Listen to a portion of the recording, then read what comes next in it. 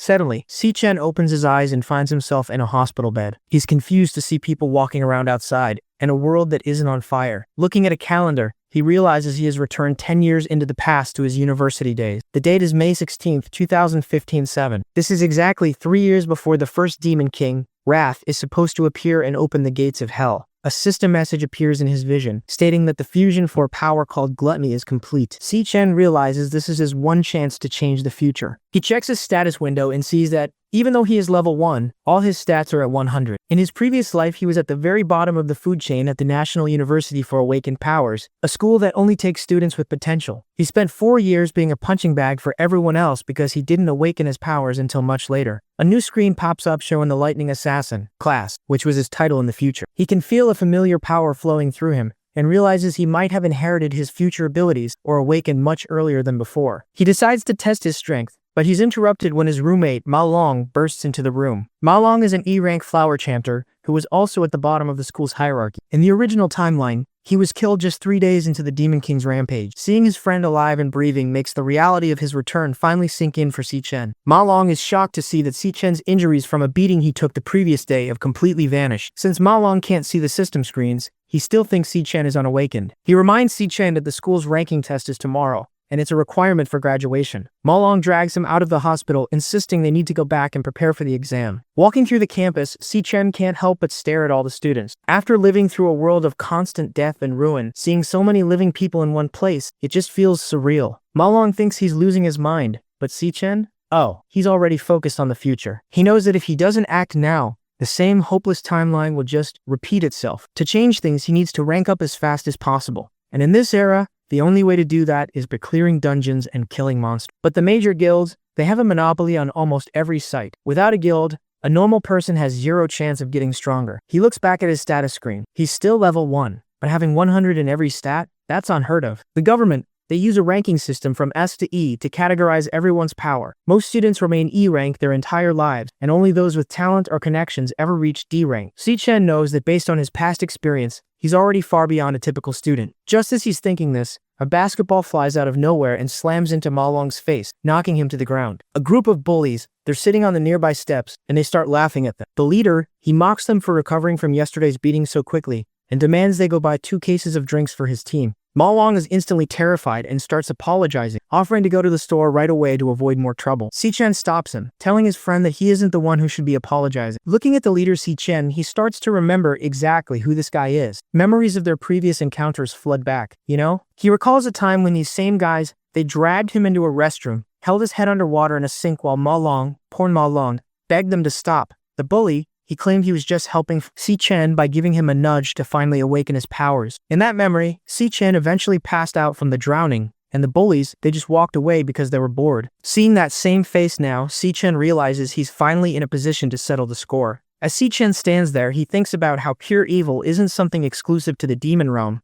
It's just as common in the human world. He realizes that while the monsters are a threat, people like this, they can be just as rotten. Gongchen continues to act like he owns the campus, laughing and telling his group to keep playing with the 2 of them. Ma Long, he's ready to cave in and go buy the drinks just to end the confrontation, but Si-Chen, he stands his ground. He tells Ma Long that it's not his fault and that the ones who should be apologizing are the bullies standing in front of them. This immediately kills the laughter, you know? Don Cheng turns around, clearly offended that his usual punching bag is talking back. Ma Long, he's losing his mind with fear, but Si-Chen, he remains calm. He knows this guy's deal. Gongchen is an E-rank flower warrior who only gets away with bullying because his older brother is the student council president and the strongest student in school. In reality, Gongchen's own powers are mediocre at best. Around them, other students start to gather, mocking Si-Chen for being useless and unawakened, expecting him to get sent back to the hospital after 1 hit. Gongchen loses his patience and activates his ability, causing his arms to transform into heavy, glowing, stone-like constructs. He cracks his knuckles and asks Si-Chen what he just said, but Si-Chen doesn't back down. He looks the bully right in the eye and tells him to leave them alone from now on. Infuriated,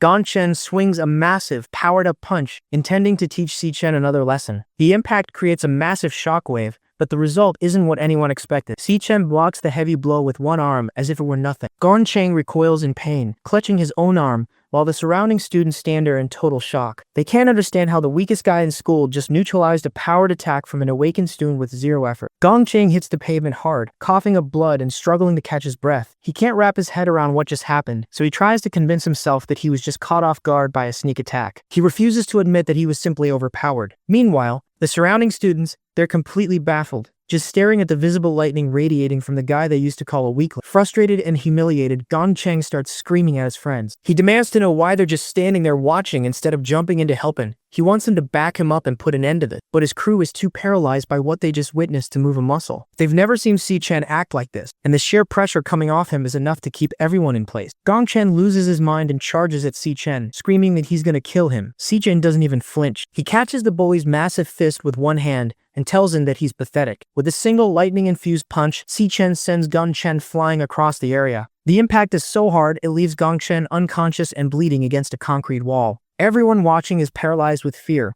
especially Ma Long, who can't believe how strong his friend has become. Si-Chen takes a moment to check his system and reaches a few conclusions. He can still use his Lightning Assassin class, and even at level 1, his base stats are high enough to easily overpower an E-rank student. However, he notices a problem. Despite winning the fight, his stats haven't increased at all. He wonders if simply knocking out a human isn't enough to trigger a level up. He starts walking toward the unconscious Gong-Cheng, charging lightning in his palm. Ma Long is terrified, screaming for him to stop, asking, "What in the world are you doing?" Si-Chen, though, he just ignores him, focusing entirely on discovering different ways to gain experience in this world. Just as Si-Chen is about to continue his assault, Ling Yu, the student council vice president, intervenes. She reminds him that they are still on school grounds, and suggests that Gong-Cheng has already received enough punishment. Si-Chen drops the bully, noting that the student council is very quick to defend their own. He knows that if he doesn't seriously intimidate people like this, they will just keep bothering him in the future. As he walks away with Ma Long, the rest of the students are left in a state of shock, realizing that the school's biggest losers are no longer easy targets. Ling Yu watches them go, seemingly interested in Si-Chen's sudden display of power. Back at the men's dormitory, Ma Long is frantically trying to convince their roommates that Si-Chen has finally awakened. He tells them that Si-Chen is an overpowered lightning assassin who completely destroyed Gong-Cheng. His roommates, Shang Zuo and Shan Yu, aren't buying it. Shang Zuo is an E-rank flame mage who considers himself the top dog of the dorm because he's the only one with a combat class. He mocks the idea of an awakened person needing to go for a run, claiming Ma Long must have taken a bad hit to the head. He's convinced that a loser like Si-Chen could never be a lightning assassin, and believes tomorrow's final rank evaluation will prove him right. Meanwhile, at an E-rank training den, the student council president, Gong Ting, finishes his workout. He is met by his brother, Gong-Cheng, who's now covered in bandages and just crying for help. Gong-Cheng claims that Si-Chen humiliated him in front of everyone and showed no respect for his brother's position. Gong Ting calmly tells him that he will take care of the situation. Later, while having a lavish dinner with Ling Yu, they discuss the academy's power structure. Ling Yu mentions that there are fewer than 10 D-rank students in the entire school, and that Gong Ting has already recruited all of them. She notes that ordinary students have zero chance of getting stronger because they don't have access to monster dungeons like the student council does. While the elites are busy having dinner, Si-Chen is out in the middle of a rainstorm. He's running 20 kilometers while carrying a 100 kilohertz load. He knows that even with his special system, basic physical training is the only way to build a foundation solid enough to handle high-level powers. He isn't worried about the opinions of his roommates or the threats from the student council. His only focus is pushing his body to the absolute limit to prepare for the ranking test and the chaos that is scheduled to begin in 3 years. An awakener's potential is directly linked to their physical strength. Si-Chen knows that only a powerful body can handle the true limits of a high-level class, so he pushes through his training in the pouring rain. Even with his current power, it isn't enough. In the year 2160, the Demon King Wrath is destined to emerge and slaughter millions, This is the monster that threw open the gates of hell and allowed the other Demon Kings to invade. Most importantly, Wrath is the one who killed Si-Chen's little sister. He remembers her dying in his arms as the world burned. He has 3 years before that descent, and he has to grow faster than the monster does. While he's out training, his phone rings. It's an incoming call from his sister, Si-Yoon. Hearing her voice for the first time in years feels like a miracle. She's upbeat, talking about a competition she's in, and how they can finally pay off the back rent if she wins. Si-Chen can barely speak. Overcome with the emotion of hearing her alive and well, he realizes that everything has truly begun anew, and he vows to protect her this time. He finishes his laps and returns to the dormitory. It's been 8 hours since he arrived in the past, and he's finally starting to adjust. After a shower, he considers his most pressing issue. To level up, he needs to enter a demon den, but the major guilds have a complete monopoly over them. Without being part of the elite, there's no way to find monsters to kill. As he lays in bed, his thoughts drift back to the power of gluttony. Just as he starts to drift off, a system window appears,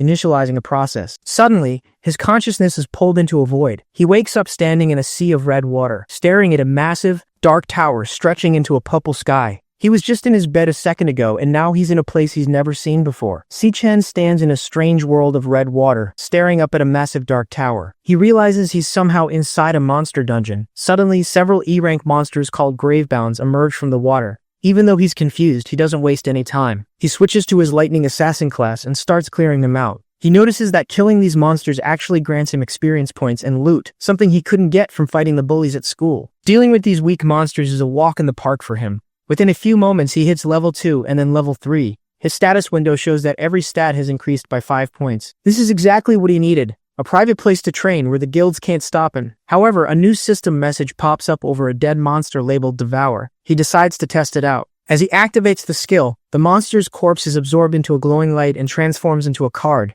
This card grants him the new class, Gravehound King, a cloud warrior type. Si-Chen is stunned. The standard rule for everyone in this world is that you can only ever have one class, but thanks to the power of gluttony, the very same ability that belonged to Demon King Lan Yue, Si-Chen can now hold multiple classes at once. The potential is limitless. He could, essentially have an endless number of powers. While he wonders why he was given this specific ability and what the purpose of the tower is, the ground begins to shake violently. A massive rumble echoes through the area, and the air becomes thick with an overwhelming pressure. Something far stronger than the E-rank hounds is about to show itself. A powerful figure emerges from the Tower of Darkness, claiming it has been waiting for Si-Chen for a long time. The system tries to identify the entity, but the name is completely glitched out. The hooded monster calls Si-Chen by name, which catches him off guard. It offers him a choice: stay and guard the tower by its side, or be crushed into oblivion. Si-Chen doesn't hesitate to refuse, stating there is no way he is staying in a hellhole like this. The two begin to trade dozens of blows. Si-Chen realizes that while he is barely at a D-rank level right now, he is facing an S-rank boss. The gap in their stats is overwhelming. However, he notices that the monster is intentionally avoiding his vital spots. It's clearly trying to make him submit rather than killing him outright. Even under this intense pressure, Si-Chen remains calm and analyzes the monster's movements. He discovers a pattern, a 0.4 second wind-up before each swing, and a 0.2 second recovery window afterward. He decides to gamble everything on that tiny opening. Using his electro blade, he times a strike perfectly during the monster's recovery, successfully triggering a paralysis effect. It's only enough to hold the boss for a few seconds, but that's all he needs. He activates Godspeed, boosting his movement tenfold, and bolts toward a light source he spotted earlier. He thinks he's found the exit, but as he reaches for it, the light vanishes. The monster appears behind him, revealing that the light was just an after image it left behind. It tells him that the exit he's looking for doesn't exist, because this isn't actually a monster dungeon. The boss is impressed that Si-Chen can find a flaw in its technique and stay so composed while facing certain death. It then sheds its hood and reveals its true form, an S-rank star warrior, known as an abyssal fiend. Si-Chen is frozen in shock. This is the exact same form he saw on the Demon King Lan Yue in his previous life. The creature looks at him and calls him the one who will bring hope. The morning sun pours into the dorm room as a voice yells for everyone to wake up. Si-Chen jolts awake in his bunk, feeling the physical shift in his own body. He realizes that the entire encounter with the abyssal fiend wasn't just a dream. He has actually reached level 10 and acquired a legendary class. More importantly, he now holds the key to the Tower of Darkness. He knows that today is the day of the ranking evaluation, and he's no longer the same weak student who used to get bullied. As he gets out of bed, he prepares himself for the test that will officially reveal his new strength to the entire academy. Krang D finishes his thought by leaning right into Si-Chen's face, telling him that all he smells is a loser outcast who won't ever amount to anything. He is trying to use his status as a D-ranker to make Si-Chen feel small before the evaluation even starts. Even with the officer breathing down his neck and insulting him, Si-Chen doesn't move or show any signs of being bothered. He just stays quiet, letting the bully think he still has the look away, maintaining a cold, steady gaze that suggests he's seen far worse than a schoolyard bully. Si-Chen wakes up back in his dorm room, confused about whether his battle in the tower was real. He checks his body and finds that all his wounds have completely vanished. When he pulls up his system, he sees he's actually level 10 now, with all his stats boosted to 150. He even has the loot and the Abyssal Fiend card in his inventory,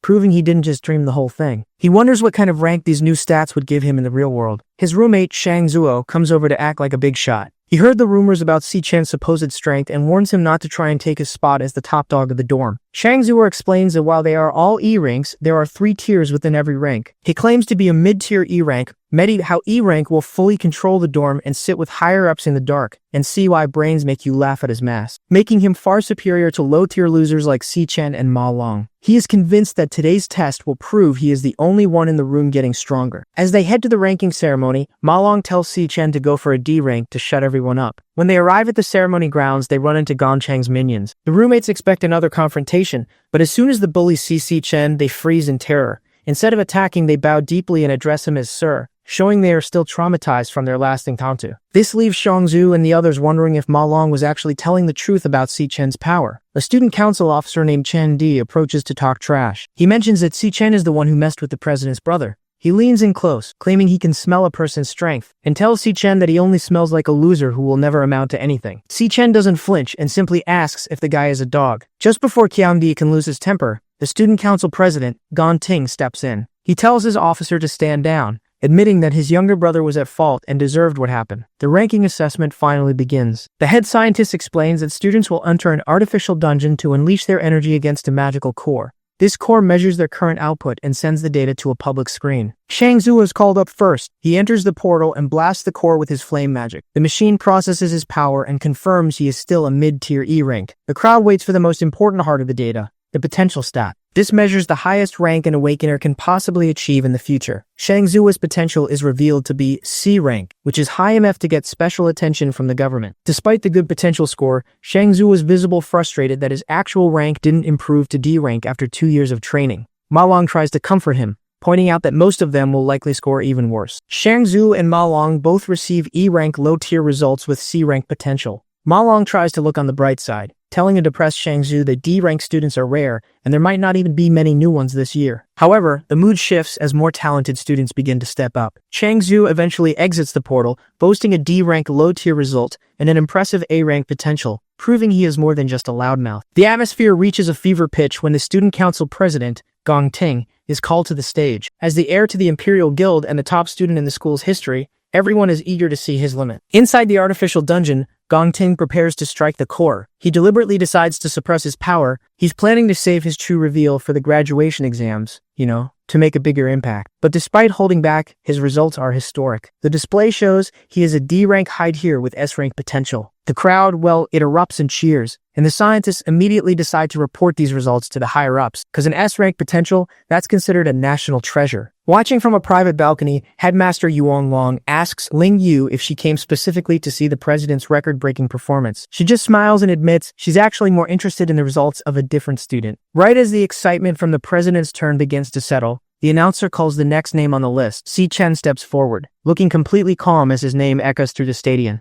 Qiang Di, he mocks the group, calling them, a dorm full of E-rank losers who will just humiliate themselves at the graduation exam. Ma Long shouts back, telling the officer to wait, cause Si Chen, he'll make him eat his words. Si Chen enters the assessment portal while the roommates and student council members watch. Inside the chamber, Si Chen, he faces the magical core, a biological device used to measure energy. Joining a top guild, like the Imperial Guild, is the only way to have a successful future, and the upcoming graduation combat exam, that's the best place to prove one's worth. The exam uses 10-man teams, and the winning team, they get recruited by the Imperial Guild immediately. Qiang Di introduces a new D-rank member to Gong Ting, completing their elite 10-person squad. They're confident they have the strongest team, while Si Chen's group, it's viewed as the weakest. Outside, everyone waits for Si Chen's results. As time passes with no data, students start to leave, assuming he's too weak to even register a rank. Gong Ting prepares to head out as well, but then, the screen begins to flicker. Suddenly, it displays a D-rank, high-tier result. Ma Long, he celebrates wildly, while Gong Ting and his officers look on in disbelief. Inside, the system alerts Si Chen of an abnormality. He realizes his level 10 base stats are already equal to a high-tier D-rank, without using a class. He decides to switch to his weakest class, the Gravehound King, just to see what happens. The screen outside updates again, jumping to C-rank mid-tier. The crowd, they go into a frenzy, unable to understand how his rank is rising. Gong Ting, he's confused, and the scientists, they assume the machine's having a system error. Si Chen, he decides to test his full power, and he switches to the Abyssal Fiend class. This causes the core to react violently, sending a massive purple vortex into the sky above the university. Everyone looks up in terror at the phenomenon. The screen starts flashing warnings because the potential rank it exceeds the system's maximum bounds. Seconds later, the magical core explodes, sending a shockwave right through the stadium. The scientists they rush inside to find the core is shriveled up and, well, died. Si-Chen stands there, realizing he pushed the device too far. However, he uses his gluttony power to devour the remains of the core. He successfully acquires an A-rank skill called Delicate Magical Core, which allows him to see the ranks and threat levels of everyone within 100 meters. He tests it immediately and sees that Gong Ting is actually a C-rank high tier who has been hiding his true strength. The scientists announce that the day's testing is suspended and Si-Chen's data was likely corrupted. As the roommates try to take Si-Chen back to the dorm, Kyung-di blocks their path. He screams at Si-Chen, accusing him of breaking the machine and wasting the student council's time. Si-Chen begins to charge as lightning, thinking about taking the officer out. But Gong Ting, he stops the fight. The president, he tells Cheon-di to be respectful to their new teammate. He offers his hand to Si-Chen, inviting him to join his squad for the graduation combat exam, so they can achieve the highest score in the school's history. Gong Ting, he shocks everyone by personally inviting Si-Chen to join his elite squad. The surrounding students, they can't believe it. And Chang-di is especially bitter. He realizes that if Si-Chen joins, someone will have to be kicked off the team. He can't understand what makes this guy so special, but since the president made the offer, he tries to act fake and welcoming. He puts a hand on Si-Chen's shoulder to welcome him to the team, but Si-Chen immediately slaps his hand away. He bluntly states that he's not interested. Cheong-di and Gong Ting, they're stunned by the total rejection. Si-Chen tells them they're too loud and warns them never to bother him again as he walks away. This sends Cheong-di into a literal fire-breathing rage, while the other students gossip about how much guts it took to reject the student council president. They realize that with a C-rank assessment, Si-Chen must be aiming for first place on his own. Gong Ting keeps his cool, telling his team that it isn't a problem and that Si-Chen clearly has his own plans. Watching from the balcony, the headmaster is disappointed that the two didn't team up to set a new school record. Ling Yu, however, finds it much more interesting. She views the rejection as a declaration of war, noting that while Gong Ting was born with a silver spoon, he's definitely not a pushover. Back on the field, Gong Ting wonders if the assessment results were actually accurate. He vows that no matter what, he won't let anyone take the top spot from him. Chang-di tries to suck up to him, offering to teach Si-Chen a lesson, but Gong Ting shuts him down, acting like he's above being petty. Gong Ting tells the team to go to karaoke without him, but as he leaves, he tells Chang-di that whatever he decides to do has nothing to do with him. Chang-di catches the hint. The president is giving him a silent green light to attack. 10 minutes later, Chang-di's goons report that Si-Chen has left the campus to go home without even eating. Chang-di thinks the timing is perfect because off-campus anything goes. As Si-Chen walks through the city, he thinks back to the ruined future. In his past life, a top guild encountered a monster in the Holy Land that was stronger than anything they had ever seen.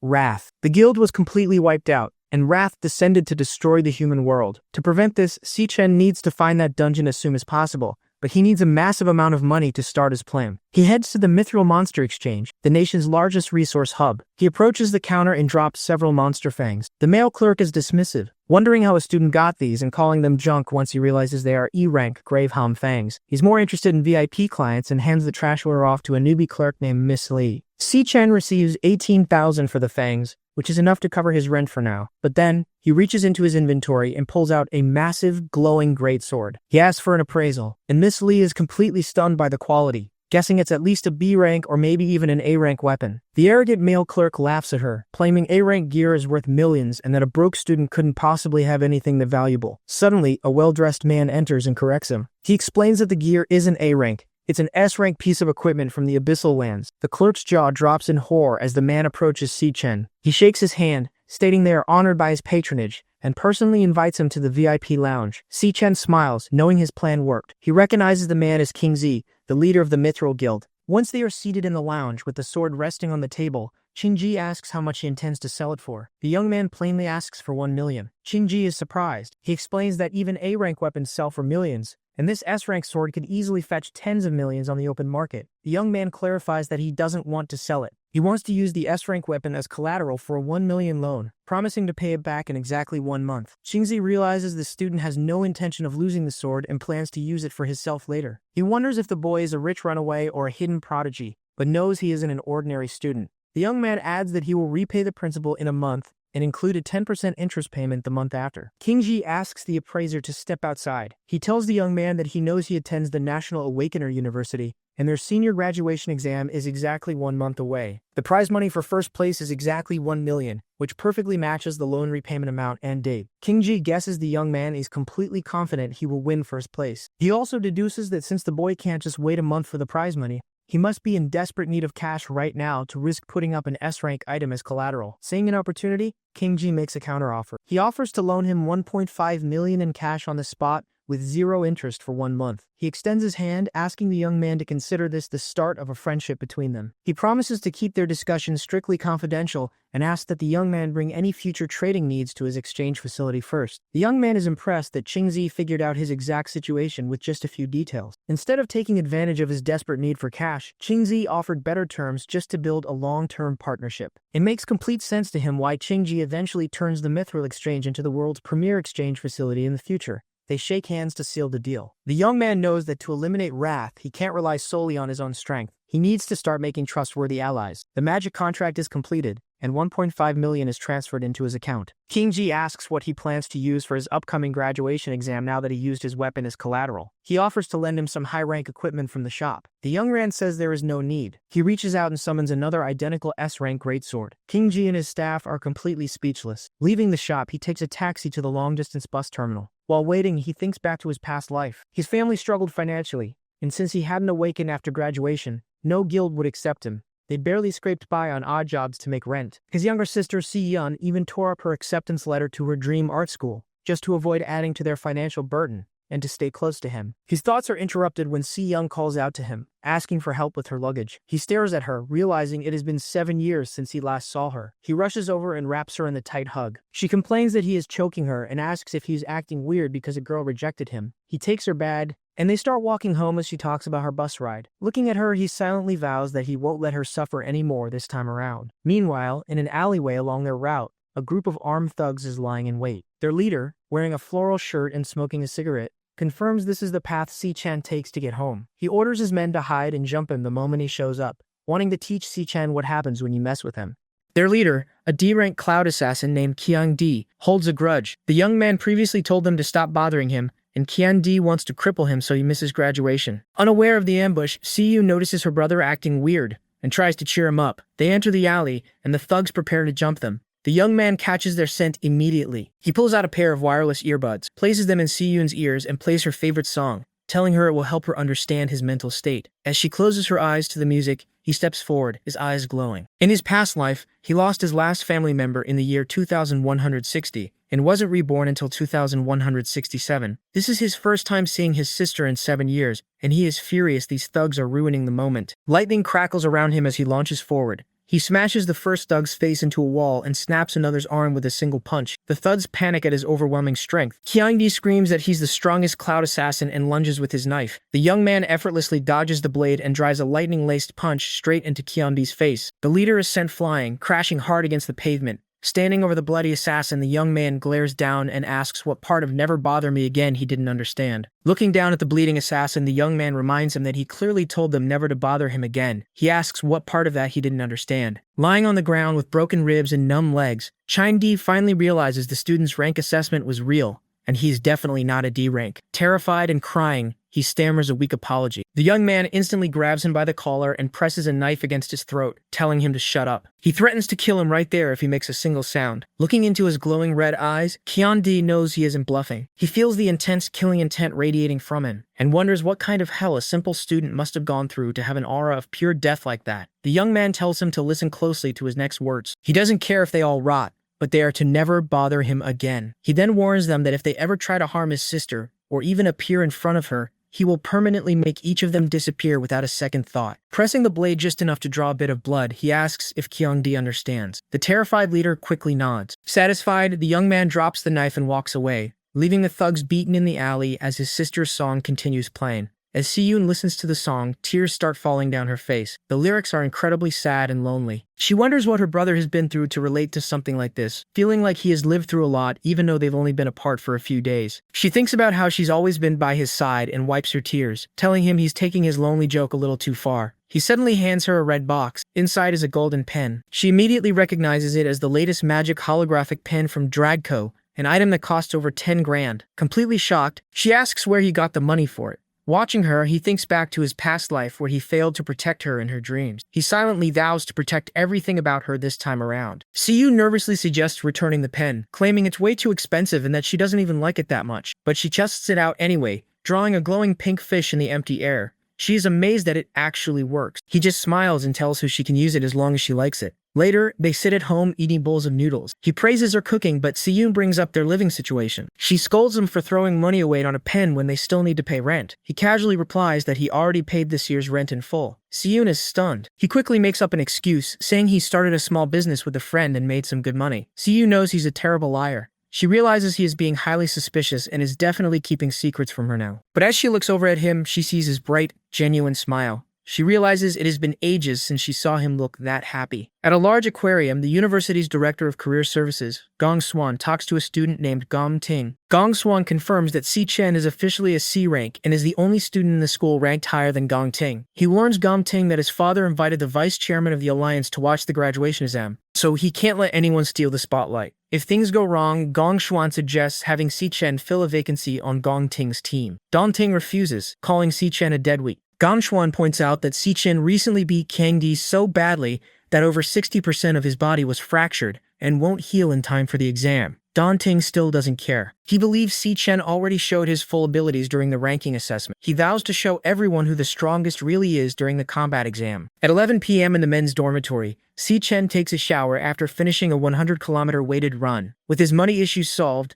he is ready to focus on his real plan after graduation. His next step is to win the 1 million prize money to pay back his loan from Chinji, knowing he will need him for future deals. Lying in bed, Si Chen notes he has less than a month before the exam and needs to level up a few more times. A loading bar appears in his vision, and the glutton system initiates. Walking up the steps of a massive red tower, he checks his system stats. His weakest class, Gravehound King, is officially assessed as a C rank. His strongest class, Abyssal Fiend, doesn't display a rank because its potential exceeds the system's maximum bounds. While it is an S-rank class, he can't use its full potential yet, and doesn't know exactly how much more power it holds. He also notes that the ranks of his 2 remaining classes are currently unknown. To test his limits, he pulls out an SSS-Rank item called the Time Rift Key. The system describes it as the only key capable of unlocking the gates to the Tower of Darkness. He uses the key and the large stone doors rumble open, revealing a swirling purple portal. Wondering what is waiting for him inside, he steps through the vortex. As he arrives, he looks around in surprise, trying to make sense of his new surroundings. He steps out into the fallen star wastes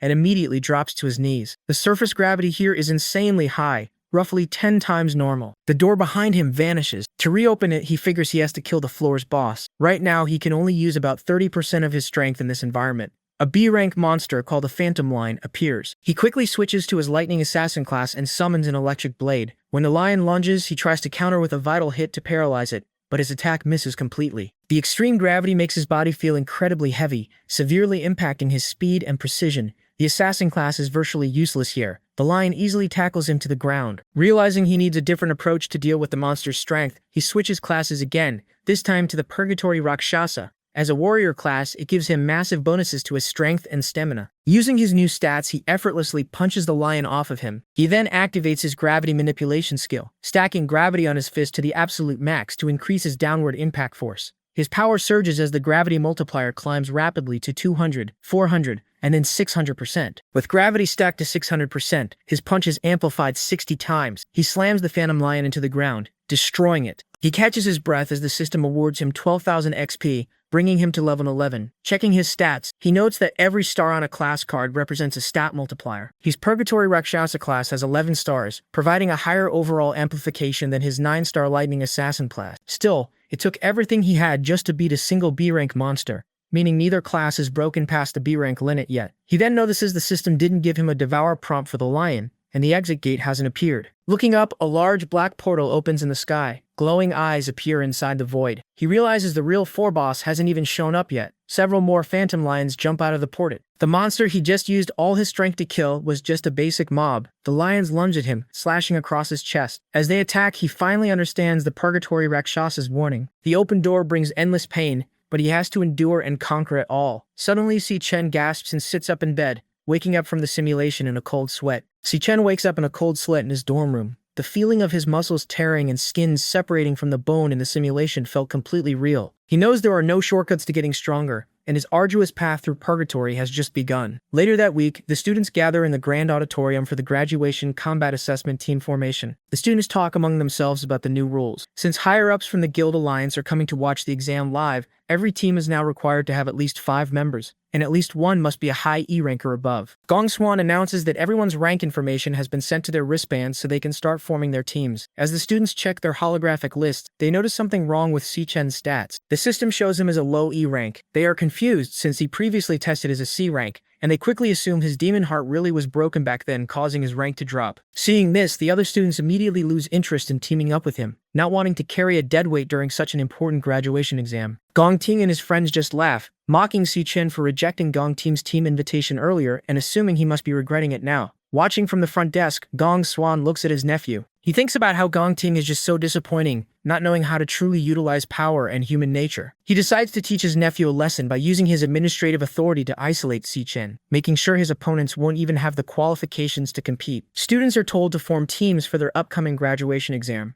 Everyone rushes to join the student council president, Gong Ting, because being on his team practically guarantees a good career. Meanwhile, Si Chen and his roommates are struggling. To even enter the exam, they need a 5-person team with at least one high-tier E rank member. Currently, they only have 4 people. Si Chen's rank has been listed as low-tier E rank, putting him at the very bottom of the school. He knows the graduation scores based on performance in a monster dungeon where the number of enemies scales with team size. Having more teammates doesn't automatically mean a better score. Quality matters more. Si Chen suspects the director of career services, Gong Swan, tampered with his records. Gong Swan shares a name with the president and likely lowered Si Chen's rank so no one would want to team up with him. One of their roommates, Shang Zuo, is a mid-tier E rank. Another group tries to recruit him, calling the rest of the dorm trash. Shang Zuo refuses to abandon his friends, even if it means missing the exam. Si Chen realizes they're being targeted and decides to take matters into his own hands. A system notification appears, confirming a class change is complete. Awe surges through him as his appearance shifts. He decides to take advantage of the university's tradition that allows 1v1 challenges at any time. His plan is simple: defeat Gong Ting in front of everyone to prove his strength. Once he shows his true power, he expects high-ranking students will want to join his team. Just as he prepares to make his move, a girl enters the room. She achieved D rank back in middle school and asks to join their team, promising she won't be a burden. The girl, Ling Yu, wants to join Si Chen's team, but the director of career services, Gong Swan, tries to stop her. He claims that as an exchange student she's ineligible and lacks an official rank assessment. Just then, the principal arrives, surprising everyone with what looks like teleportation. Si Chen can't even see his or Ling Yu's ranks. The principal tells Ling Yu it's better if she stays out of this, but then starts talking about the school's duty to its students. Fearing the principal knows about his rule tampering, Gong Swan quickly changes his tune. He declares that any team can join, even if they have fewer than 5 members or low ranks. Si Chen's roommates are thrilled. They form their team and name Si Chen as the captain. The principal watches with interest, wondering how this underdog group will perform compared to Gong Ting's elite squad. As captains start picking dungeons, Si Chen doesn't hesitate. He submits his choice immediately, catching everyone off guard. The entire room erupts in shock. His roommates are in a complete panic, screaming at him to undo the selection. They can't believe he chose such a dangerous dungeon, but Si Chen just stares ahead, completely unfazed. The graduation battle examination marks the first time students form teams to enter a real dungeon. They earn credit by defeating mobs and monster wards. The scoring system is straightforward. 10 points for a full clear, 20 points for slaying the boss, and another 20 for finishing within an hour. Different dungeon ranks have different multipliers. An F-rank dungeon offers a max score of 75 points, while an E rank offers 100. The rewards are life-changing. Every member of the highest-scoring team gets an offer from the Imperial Guild. The class MVP is appointed to a management position within that guild and receives a prize of 1 million yuan. Historically, the highest score ever recorded was 90 points, set by a genius who now leads the Imperial Guild. In the lecture hall, students discuss their strategies. An E-rank dungeon is considered very tough, requiring at least 3 D-rank students to even stand a chance. Most expect Gong Ting's talented team to be the ones to challenge the all-time high record. Suddenly, a notification pings. A team has already submitted their choice. It's Si Chen's team, and they selected a D-rank dungeon. The room falls into a state of shock. No student has ever beaten a D-rank dungeon before. Si Chen's teammates are losing their minds, asking if he's gone crazy or just pressed the wrong button. Si Chen remains completely calm, simply stating that he has thought this through. Moments later, another notification sounds. Gong Ting's team has also selected a D-rank dungeon, deciding to match the challenge. The other students start whispering and laughing at Si Chen. They assume his team is just acting tough for attention because they're likely to finish in last place anyway. They predict the team will fall apart before the exam even starts. Si Chen's friend with the glasses is terrified but notices a powerful aura coming from Si Chen. He realizes Si Chen is no longer the person who used to lean on him for everything. Despite his fear, the friend hits the confirm button, promising to stick with Si Chen until the very end. The final teammate is frustrated and calls the situation psychotic, but he eventually gives in. He figures they are graduating soon anyway, so they might as well go all out. With everyone's confirmation, Si-Chen's team is officially locked into the D-rank dungeon. Si-Chen and his 3 roommates have officially formed their team, but the tension in the room is high. He apologizes to his friends for his reckless choice, admitting he picked the D-rank dungeon specifically to aim for the MVP title. The stakes are huge, because the class MVP gets a direct management position in the Imperial Guild and a 1 million yuan prize. Dan Ting is visibly rattled by the move, something Ling Yu knows has never happened before. The principal and Ling Yu discuss the extreme risk. While the D-rank dungeon offers a massive score multiplier, the difficulty is several times higher than what students usually handle. Ling Yu points out that even a C-rank awakener would find it impossible to solo. With only a month left, most teams are staying in the combat simulation rooms to practice their elemental abilities against digital monsters. Si-Chen decides to ignore the simulators entirely. Instead, he forces his roommates into a brutal physical training schedule, involving dodgeball, sprints, and shuttle runs. They complain that this isn't a triathlon, but Si-Chen explains his reasoning. Simulations are just theory. In a real dungeon, fear takes over, and instincts are what matter most. He is training their endurance and reaction speed, so they can survive when their powers aren't enough. He reminds his team that nobodies, like them, don't have the status or privilege to train in real dungeons like the elite students do. The graduation exam is their only chance to break through the social barrier and surpass those born into power. He is determined to fulfill his promise to them and get them into the Imperial Guild. Staring down the path ahead, Si-Chen tells his team they will absolutely win. The live stream of the examination is about to begin. A total of 184 students are participating, divided into 28 teams. The vast majority of them chose the safest route, with 23 teams selecting the F-rank dungeon. 3 teams decided on the E-rank dungeon, and only 2 teams were bold enough to pick the D-rank dungeon. Sigrid, the Secretary General of the Global Guild Federation, finds this concerning. She points out that D-rank dungeons are considered dangerous even for professional hunters and asks if the school properly warned the students. The Director of Career Services assures her that everything was explained beforehand. He mentions that most students are currently E-rank with little real-world experience, so sticking to an F-rank dungeon is usually the most sensible choice for them. Before the team can even process that they're still alive, Si-Chen moves. He doesn't give the monsters a chance to regroup for a second dive. In a literal flash of lightning, he intercepts the attackers mid-air. His roommates can barely keep track of what's happening. When the snow settles, they see 3 dead Wraithwind monkeys lying on the ground. Shang Zhu is completely stunned, realizing that Si-Chen just soloed 3 D-rank monsters in an instant. While the officials watching the livestream expect them to drop out any second, Si-Chen is already proving that he's on an entirely different level than his E-rank status suggests.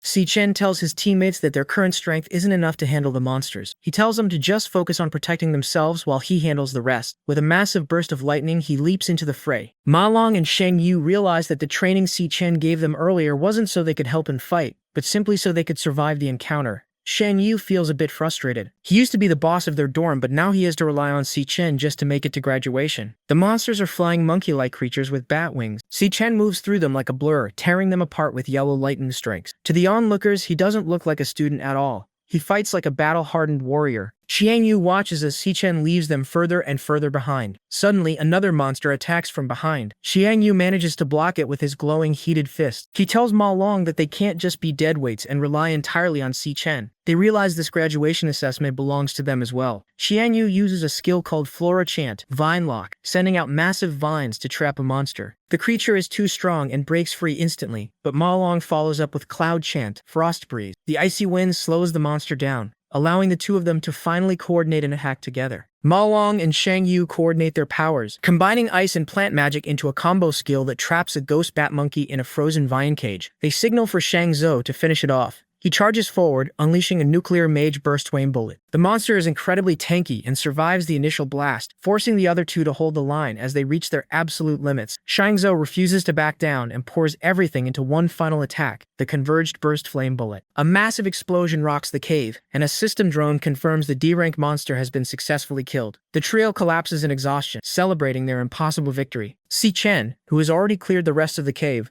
walks over and offers them a casual good job. Watching the live feed, an examiner is left speechless, unable to comprehend how trash students with 0 experience can take down a monster of that level. In a separate room, high-ranking observers take notice. One man with purple hair watches Si-Chen intently, remarking on his excellent performance and noting that the boy looks exactly like an old acquaintance of his. The purple-haired man finally remembers Si-Chen's name, while the examiner excitedly points out that the other team in a D-rank dungeon is already halfway through. This team, led by a flame soldier named Gong Ting, is tearing through not just toadstools with professional-level coordination. Using combos like Withering Him and Astrofusion to group and weaken enemies, Gong Ting finishes them off with a searing fracture. One teammate admits that the Gong family likely rigged the exam since these are the exact monsters they train for. They confidently head toward the boss, feeling like champions. Back at Cloudwood Summit's peak, Si Chen's team reaches the top only to find the Monster Lord, a massive frost wraith ape. It's busy tearing into a smaller monster, and its red eyes immediately lock onto the intruders. The boys are terrified,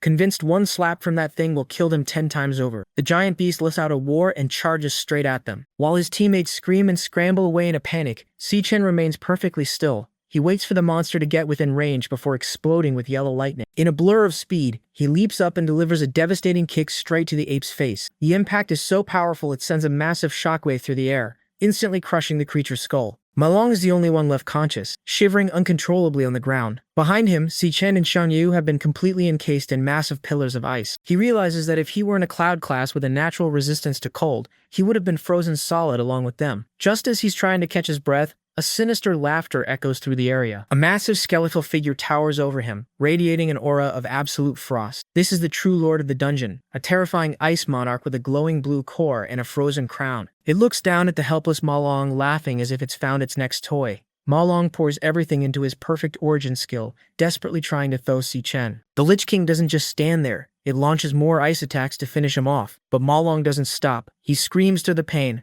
refusing to let his teammates stay frozen. His persistence finally pays off. Deep inside the ice, Si Chen's eyes snap open, burning with a fierce golden light. The massive ice pillar shatters into a million pieces as Si Chen breaks free, instantly tapping into his full power. Before the Lich King can even react, Si Chen activates his Godspeed skill. He becomes a streak of lightning, moving so fast that the world seems to stand still. The Lich King can only watch in absolute shock as Si Chen closes the distance in a fraction of a second. Ma Long is in complete shock, realizing that Si Chen isn't just a lightning elemental assassin. He watches as a skeletal mask forms over Si Chen's face, realizing he's looking at a rare dual-class awakener. Si Chen apologizes to his team for misjudging the situation and putting them in danger. A class change. Notification appears as Si Chen's energy shifts from blue to a dark purple and pink. The transformation completes, revealing his new form, the Abyssal Fiend. Now sporting horns, glowing eyes, and wielding a massive jagged energy blade, Si Chen declares he's going to finish this immediately. He swings his weapon, letting out a powerful shockwave as he prepares to end the battle. If you didn't want to be killed by the sword of Si Chen, then please subscribe to our channel for more updates. Now, move to our story. Si Chen apologizes for misjudging the situation and putting the three of them in danger. A system window appears, loading a class change. He clenches his fist, declaring that the danger ends now. The system confirms your class change is complete, shifting him to a level 16 Abyssal Fiend. He summons a massive, glowing, jagged sword and says he will finish this right away. The guy in glasses watches in shock. Normally, Awakeners can only get one class. There is a 1 in 10 million chance for someone to awaken two, making them an extremely rare dual classer. There are less than 10 of them in the world, and every guild fights to recruit them. But as the glasses guy looks on, he realizes Si Chen doesn't just have two. He's seen him use lightning, then ice, and now this dark energy. Si Chen actually has 3 classes. System notifications pop up, showing Si Chen's strength and stamina maxing out. He charges forward and unleashes a heavy slash. The glasses guy feels the shockwave and notices the monster's crushing aura is completely suppressed under Si Chen's attack. The giant skeleton screams. Si Chen's system activates triple calamity overload mode. He strikes the monster and completely shatters its skull. Si Chen lands smoothly. The system gives him 5,000 experience points, leveling him up to 17. The boss drops an item called Frostbone Skewers. The glasses guy walks up, saying he should have known Si Chen could easily one-shot a C-rank monster lord. Then he suddenly remembers their other 2 teammates are still frozen. He asks Si Chen if he has the energy to defrost them, but then panics and runs off to check on Shang Zhuo and Shan Yu himself. While he runs off, a Devourer notification pops up over the shattered skull. Si Chen holds his hand out toward the remains and the system begins devouring it. The devouring process finishes and the system rewards Si Chen with a new class, the Frostbound Lich King, a Cloud Mage type. He realizes this is the first time he's gained a class outside of the Dream Realm. He also remembers that his Arctic Nova attack froze their recording Robocam earlier. That means the examiners watching didn't see him use multiple classes. Figuring they still have plenty of time to get a perfect score, he's suddenly interrupted by another system prompt. His Lightning Assassin class reaches 100%, and he levels up. He gains 1 star point that can be allocated to his stats, leaving him a bit surprised. Meanwhile, Team Gong Ting is struggling in a high-risk D-rank dungeon called Gloombind Grotto. They are fighting a dungeon lord, a giant man-eater plant. One teammate tries to hold the beast back with glowing purple chains while an archer shoots lightning arrows at it. The archer complains that the monster is too tanky and his attacks aren't doing any damage. The giant plant easily breaks free from the chains and swats the team away. Panicking, they realize they never faced anything this strong in training, and put all their hopes on Gongting. Gongting stands back while 3 of his teammates cast magic circles to buff him. Once his stamina, strength, and elemental power max out, he declares he has enough power. Covered in flames, he dashes at the monster and leaps high into the air. He brings his flaming sword down, telling the beast to split. Using his Flame Soldier class skill, Sorrow Blade Burst, he unleashes a massive fiery explosion that completely wipes out the boss. His teammates cheer, calling him a legend as the Robocam announces their successful clear. They finished the D-rank dungeon in just 35 minutes. Because they cleared it in under an hour with a 3x difficulty multiplier, they earn a perfect score of 150 points. The team celebrates setting a brand new school record, while Gongting calmly sheaths his sword. Back in the waiting room, a few guys assume anyone returning this early must be trash who forfeited, since even a basic F-rank dungeon takes at least an hour. Seeing Si Chen and his teammates resting nearby, the guy with the earring walks over to mock him. He laughs, saying they chickened out and couldn't even finish the assessment. Before he can say anything else, his group calls him back because the vice chairman has arrived. The vice chairman walks into the room clapping, praising the outstanding performance he just witnessed. The earring guy and his friend stand at attention, but they are stunned when the man walks right past them and stops directly in front of Si Chen. The vice chairman calls Si Chen remarkable for clearing a D-rank Devil's Cave in just 21 minutes. He points out that even fully fledged professional guild teams would struggle to get a time like that. Hearing this, the earring guy is completely dumbfounded that Si Chen's team actually beat a D-rank, let alone so fast. Behind Si Chen, his teammates just smile confidently at the reaction. Si Chen recognizes the man as Carl Cavendish, the vice chairman of the World Guild Alliance. Since he is arguably the second most powerful person in the world, Si Chen wonders why he is here. Carl confirms Si Chen's name and notes that his trip wasn't a waste of time after all. Almost as an afterthought, Carl turns back and casually mentions that the Gon family's young master also did well leading a team to clear a D-rank. He compliments Guildmaster Gong Lin for teaching his son right. Gong Lin politely accepts the praise, but his expression looks visibly tense. Carl notes that it's getting late and he should head back. Someone nearby tells the principal he really hit the jackpot this time to find a pair of prodigies rarely seen in a millennium. The principal clears his throat and steps forward to announce the results. Since there is a tie for a perfect score, he announces that both teams are tied for the championship. Everyone on both teams is eligible to join the Empire Guild. Si Chen's team erupts in cheers. The guys yell that they made it into the Empire Guild, hugging Si Chen and screaming that they are set for life right out of graduation. Meanwhile, Gongting just watches quietly. The principal then adds that Captains Gongting and Si Chen will both be granted core management positions within the Empire Guild, and they will split the 1 million MVP prize money equally. Dumting glares at Si Chen upon hearing this. Si Chen suddenly realizes that means he only gets 500,000. He promised to pay Qingji back 1 million within a month. He starts thinking he will have to find a way to earn another 500,000 as quickly as possible. Before he can figure it out, Gongting steps up and declares there can only be one champion. He points right at Si Chen and demands a one-on-one tiebreaker with him. The principal and the crowd are shocked by the challenge. The principal tries to talk Gongting down, saying the assessment is already over and a tie for first place is a perfect outcome. He also whispers that Si Chen would never agree to an extra match. But Si Chen immediately turns around and asks that if he wins, does he get to keep the entire 1 million? The principal practically chokes on his own spit. Gongting scowls and tells him if he can beat him, he can take it all. Carl Cavendish smiles, finding the situation very interesting, and noting that the performance hasn't ended just yet. The two face off, ready to fight for the top spot and the full prize. Qingzi is sitting in an opulent room, telling Si Chen he didn't expect him to completely shatter the record with a perfect score. He points out that Si Chen is all over the news, which proves his decision to loan him money was a wise one. He tells him he doesn't need to pay back the 1.5 million, calling it an angel investment. Si Chen firmly declines, saying a debt is a debt and he must repay it. Qingji looks slightly surprised but listens as Si Chen explains why he came. First, he asks for a 1-week extension on the repayment deadline. He explains that since the graduation assessment ended in a tie, he received 500,000 less than expected. He then mentions he will be having a one-on-one tiebreaker with Gongting in a week, in a wild devil's cave outside the school. Hearing this, Qingzi looks shocked. He asks if they are really going into a wild devil's cave, pointing out that neither of them has professional guild training and it's far too dangerous. Si Chen tells him not to worry. Once he wins the tiebreaker, he'll get the remaining 500,000 and will give Qingzi all the materials he gets from the cave as interest for the extension. Qingzi thinks to himself that Si Chen wasn't show any fear about the danger. Instead, he's only focused on his debt and interest. He takes a sip of water, noting that Si Chen truly is extraordinary. Then Si Chen mentions he has another, more important reason for coming today. At Qingshui Middle School, The final exams had just finished. A girl named Xiao Yun stretches and cheers that summer vacation is starting. She looks at her phone lock screen, which is a picture of her and Si Chen. She realizes today is his graduation assessment. 4 years ago, Si Chen showed her his admission letter to the National Awakener University. He was thrilled that they detected elemental potential in him. Xiao Yun asked if he would become an awakener just like their parents. He promised that he would join a top guild, make tons of money for them, and maybe even uncover the truth behind their parents' disappearance. She told him he was amazing and would definitely become a great awakener. But as time went on, Si Chen never awakened. He worked harder than anyone else after getting into the university, but in the end, he was the only one who failed. Xiao Yun thinks about how lonely he must have felt watching everyone else awaken while he didn't, but he never showed it to her. Her friend runs up to her, excitedly asking if she heard the news. She says the National Awakener University produced 2 genius graduates this year, who both led their teams to perfect scores. They even got praised by the vice chairman of the Guild Alliance. The friend says it's all over the news and then remembers that Xiao Yung's brother goes to that school. Xiao Yung looks down a bit sadly. Suddenly, a voice calls out to her. A guy with pink hair steps forward, saying good afternoon to Xiao Yung.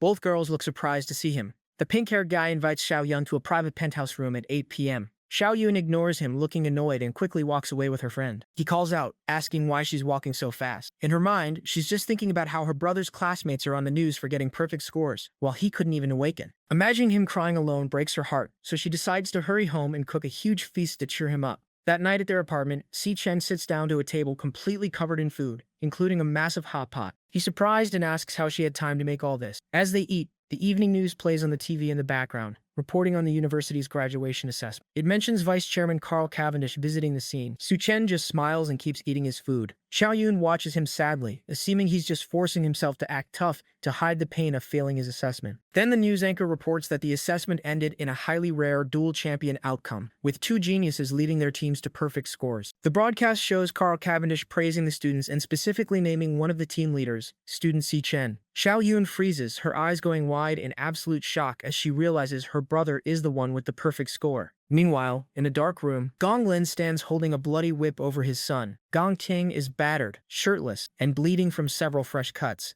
His father scolds him, saying he set up the stage and invited the audience, yet Gong Ting still botched the performance. He didn't win, and instead lost to some no-name brat. Dong Lin tells his son that from now on, he doesn't get to make his own decisions. He has already arranged everything for the combat tiebreaker in a week. Since Gong Ting couldn't get it done himself, his father is going to do it for him, by any means necessary, declaring that first place can only belong to the Gon family. The news broadcasts a report about the National Awakener University combat exam. 2 students led their teams to a perfect score. Vice Chairman Cavendish is on TV praising the results and giving special recognition to one student in particular, Si Chan. Watching the broadcast, a girl with braided hair freezes. She turns to the guy and asks if the Si Chan they just mentioned is him. Casually eating his meal at the table, Si Chan simply says yes and asks what about it. His sister drops her spoon in shock. She starts crying tears of joy, completely stunned that her own flesh and blood actually managed to pull off a perfect score. Si Chan just stares back at her calmly. Meanwhile, Vice Chairman Cavendish is enjoying premium Wagyu beef at a high-end restaurant. He asks his subordinate, Kite, for her report. She slides a top-secret file labeled The Glutton across the table. She reports that for the past year, the target hasn't left a single footprint behind. Cavendish figures it might already know they are watching and tells her to eat. But Kite brings up one more thing.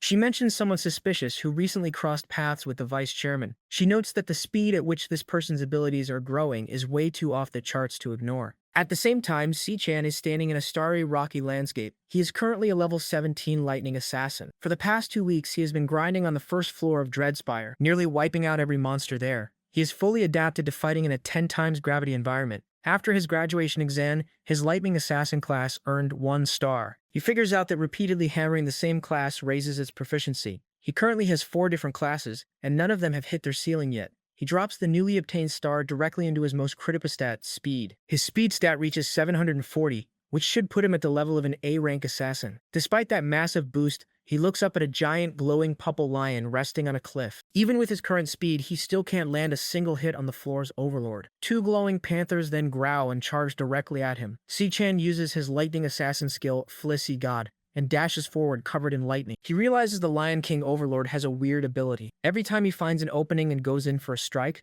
the lion blinks out of existence. It reappears next to whichever lioness is the farthest from him. They constantly shift positions, but their formation never changes. 2 lionesses always stay at close range to keep him busy, while the other 2 hang back on standby. The Lion King always stays at maximum distance. Si-chan realizes it's an overlord that lets everyone else do the dirty work. He wonders what class the Lion King is. He charges in with a lightning strike, but the panther dodges. He swings again, but the beast blinks out and pops up right beside the lion. The second he stops moving, another lioness charges in to bait him into attacking. Their coordination is perfect. One attacks, vanishes, repositions, and then another attacks. It is an endless loop meant to grind him down. Bruised and out of breath, Si-chan realizes the Lion King is literally playing with him. Suddenly, he gets an idea. He jumps high into the air to dodge a panther. He asks himself why he's even trying to beat them at their own speed game. Realizing he doesn't need to play their speed game, Si-chan decides to switch tactics. If they won't meet him head-on, he'll just tear them apart from a distance. He switches his class to his Cloud Mage form, the Frostbone King. Mages might be glass cannons up close, but at range they own the entire battlefield. He rains down a massive barrage of ice specks, covering the area. The relentless area of effect attacks leave the beast with no room to dodge, forcing them right into his kill zone. Once they are grouped up, he drops a Frost-Blessed bomb. The massive icy explosion leaves them with no corner to hide in, freezing the Lion King and its minions completely solid. With his targets immobilized, Si-chan switches classes one more time to his Stellar Warrior form. He activates Triple Cataclysm in Crushing mode,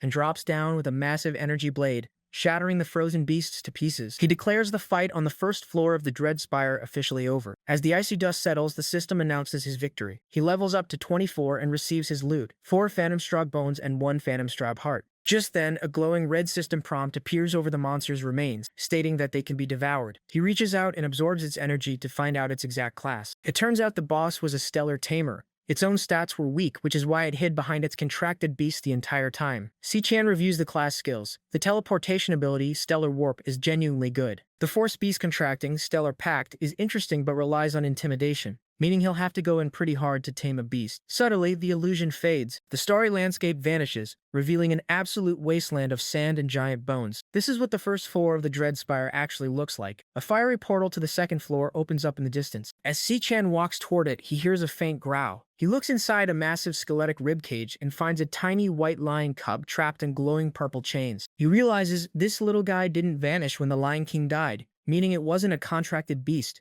The Phantomane Lion King must have locked it up here. Si-chan uses his lightning to shatter the chains, freeing the cub. He tells the little guy that this wasteland was its home, and gives it back its freedom. Knowing exactly what it feels like to be trapped, Si-chan tells the cub to stay alive and keep going. He turns around to head down to the next floor. Just then, a system notification buzzes. A beast contract request is incoming. Because the little lion initiated the request itself, the recruitment success rate is a guaranteed 100%.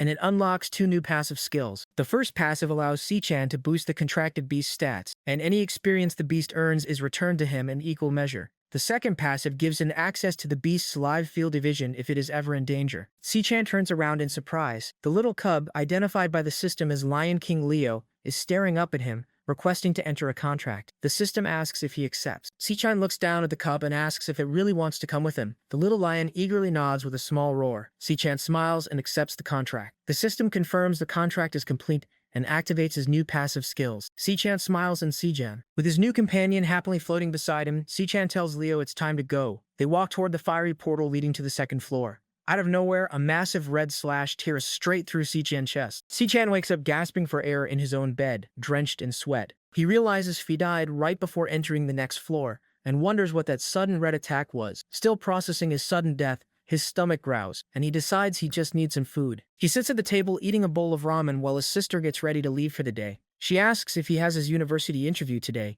complaining about how annoying the National Awakener University process is. Sumire confirms his interviews at 2 p.m. He pauses to look at a framed photo of the two of them. He thinks about how much she has supported him over the years and is glad he finally has the strength to support her back. He sits down with his tablet and notes that his current classes are capped at level 30. Si-chan looks at his tablet and sees a system message stating that his current classes are capped at level 30. He is surprised by the sudden restriction. Before he can think much about it, a dark purple portal opens right above him. The little white lion cub Leo drops directly into his lap. The cub immediately starts running around, tearing up the living room cushions and making a huge mess. Sumire checks his system again and reads the description for his second passive skill. It states that if his contracted beast is ever in danger, he gains access to its live field of vision, which explains the sudden teleportation. Si-chan remembers his sister loves cats and knows she is going to freak out when she sees the little guy. Ignoring the mess for now, he sighs and heads to the bathroom to take a shower. Meanwhile, in a dark location, a heavily bleeding man gasps for air. He begs his brother to save him, his eyes wide with terror as a red glow reflects in them. Suddenly, a sharp green blade slices through him, landing a critical hit. At the same time, Si-chan's sister is walking down the street, struggling with heavy grocery bags. She complains to herself about the weight and thinks about how they need a car soon. As she walks past a dark alleyway, she hears a strange noise. She stops and turns to look inside the shadows,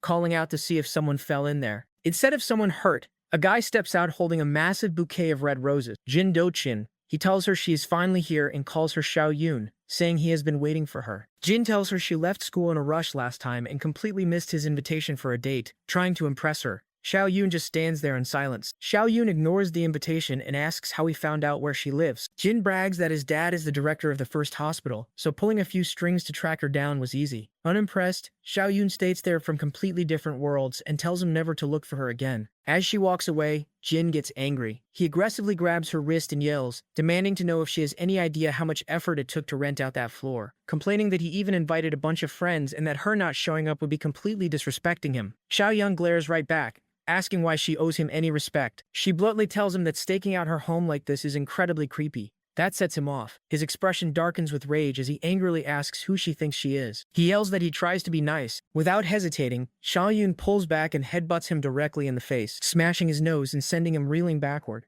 With Jin on the ground clutching his bleeding face, Xiao Yun yells at him to go get his brain checked at his dad's hospital first. She turns her back on him and walks away, telling him to stop bothering her and complaining that he completely ruined her mood. When she finally gets back home to her apartment, she is immediately greeted by the little white lion cub Leo, who looks up at her excitedly with wide eyes. Xiao Yun immediately picks up the cub. She rubs her face against the little guy, completely obsessed, and asks Ash where he bought such an adorable magical beast. Ash casually tells her his name is Leo, and that she will be taking care of him from now on. Thrilled, Xiao Yun excitedly asks if she really gets to raise a little lion. Xiao Yun pets the purring cub and notices something unusual. She points out that Leo is tiny but already has a long mane, even though usually only adult male lions grow them. She quickly brushes it off, deciding she will just get a magical beast adoption lessons tomorrow to officially register him. Ash watches them with a smile. Seeing how fond his sister is of Leo, he is relieved knowing he won't have to worry about her safety at home anymore. Just then, Ash's phone dings with a notification. He picks it up and checks the screen. It's an email from the guild supervisory bureau.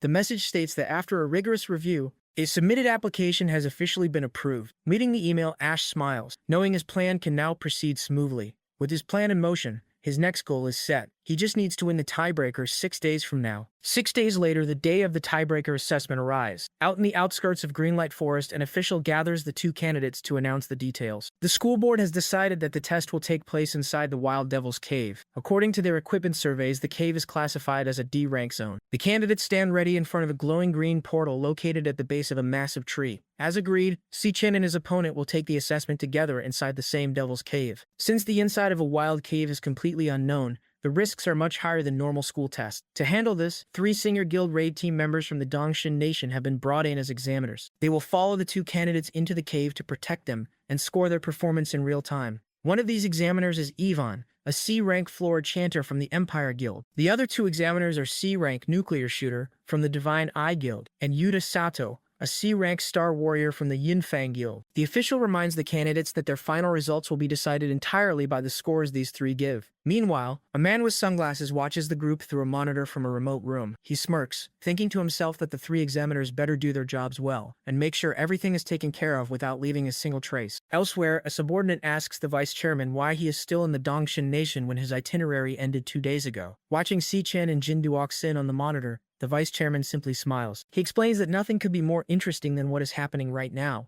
noting that he hasn't witnessed a duel between geniuses in many years. Back at the cave entrance, the official raises his hand toward the glowing green portal and formally announces the start of the National Awakener University's class of 2157 graduation combat assessment. The one-on-one tiebreaker officially begins, pitting Si-chen against Gong Ting. The tiebreaker officially begins. Si-chen and Gong Ting step forward and walk straight into the glowing green portal. Si-chen passes through the bright light. Inside the cave, Si-chen and Gong Ting walk into an area filled with dead trees. The examiners step through the portal behind them. Looking around, one examiner notes that it looks like a flora-type devil's cave. The other two casually bicker when one offers a cigarette while they are supposed to be proctoring on camera. Suddenly, red static sparks across Si-chen's chest. He pauses as a red system alert flashes in front of him. The system issues a high-risk warning, stating that a high-risk monster has been detected. Si-chen realizes this is the first time his devil heart has ever issued a warning. The red warning screen flashes, labeling the threat as extremely high rank and highly dangerous. Si-chen notes that this is the very first time he's ever seen the Demon Corps send out a warning like this. Just as suddenly as it appeared, the alert completely vanishes. Looking at the twisted dead trees around them, he questions if there could really be high-rank monsters hiding inside a simple D-rank lair. With the warning gone, he and the other candidate continue walking down the path. As the two candidates walk deeper into the foggy terrain, the three examiners follow closely from a ridge above. One of the proctors notes how thick the fog is getting and reminds the others to keep a close eye on the students. Suddenly, the ground breaks open right in front of them. A large green insect monster emerges from the rocks. A system tag identifies it as a D-rank toxin cage ant, categorized as an AoE archer class. Without hesitating, Gong Ting draws his sword and dashes forward to attack the creature,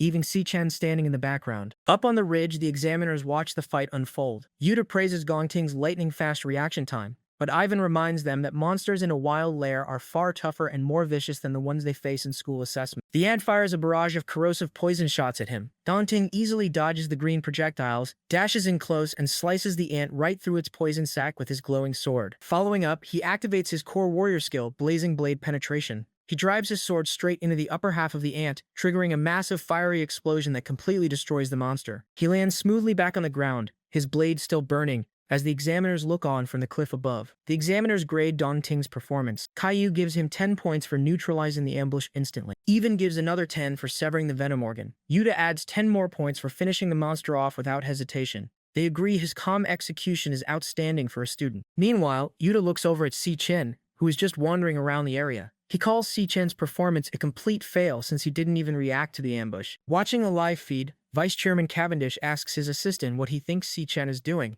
The assistant guesses he is looking for a way to get a high score in one single shot. Down in the cave, Si-chen stops and stares at a tangled knot of dead tree roots on the ground. Yellow lightning sparks around his hand as he notes that he finally found it. He slams his fist straight into the roots. A huge blast of lightning erupts from the earth, shooting deep underground. The electrical attack blows a whole hidden swarm of toxin cage ants right out of the dirt, electrocuting all of them at once. Watching from the cliff, Caillou panics. She thinks Si-chen is insane for going straight after a D-rank monster's nest and warns that he's putting everyone in danger. Gong Ting just stares in disbelief. Si-chen activates his Volt Assassin class and jumps into the air. Covered in yellow lightning, he quickly dashes between the flying ants, slicing through the entire swarm in seconds. He lands cleanly on the ground as dead insect parts and green blood rain down around him. The three examiners are left completely dumbfounded. Yuta asks what just happened. Caillou notes that Si-chen's file said he was only an E-rank awakener, making it impossible for him to easily kill so many D-rank monsters above his level. Sweating, Ivan and Yuta whisper to each other about how to even grade this. Ivan admits there is no way to give him a low score for wiping out the nest. Yuta nervously suggests they could just deduct points by claiming he was too reckless. Yuta adds that they could even say his moves were too repetitive. Watching Si-chen's insane display, Gong Ting grips his sword in frustration,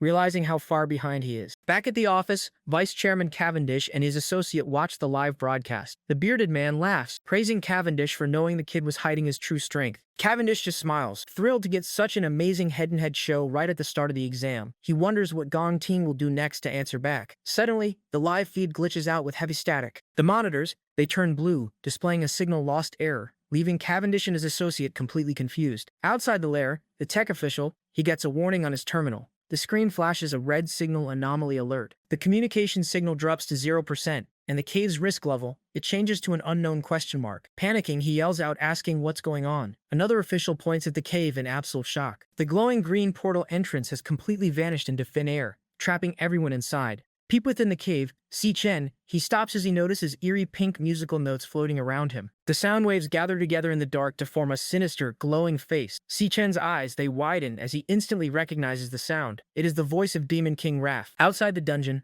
the officials are in a frenzy, as the cave entrance completely vanishes right before their eyes. The tech die reports that their equipment started throwing signal errors just before going dead. Realizing something went wrong, the official in charge swiftly orders his men to get command on the line. Back inside the cave, strange pink musical notes float through the air. Gong Ting and the examiners look around bewildered as they hear the bizarre music. Si-chen immediately recognizes the sound. It's the voice of Demon King Wrath. He wonders why Wrath is here, knowing the Demon King isn't supposed to appear for another 3 years. Suddenly, his demon heart system floods his vision with high danger warnings. Si-chen freezes, realizing something is standing right behind him. Heavy footsteps echo through the cave as a massive, shadowy figure slowly steps out from the twisted tree roots. The laughter and heady footsteps draw closer through the thick fog. Yuta and Caillou stare into the mist, sweating as a pair of glowing pink eyes emerge. A tall, humanoid insect monster steps out from the webs. It looks right at them and speaks, telling the humans they've walked right into its hands. Yuta's utterly shocked to hear the monster talk. He points out that any monster capable of forming words must be at least a high-tier C rank. He questions how something like this could even be inside a D-rank dungeon. Realizing a monster at this level will easily tear the students apart, Yuta summons a glowing pink axe and charges forward, ordering everyone to get behind him. Before he can even swing, the monster instantly moves right past him, slicing through his wrist. Yu's hand still gripping the axe is severed completely and flies into the air. Before the other examiners can even react, the monster dashes right past them and instantly appears in front of Gong Ting. It drives its bladed arm straight through his chest, telling him to die. Despite being impaled, Gong Ting grits his teeth and grabs the monster's arm. He raises his glowing sword and kicks the insect away to free himself. As the monster skids backward, Gong Ting turns to Si Chen,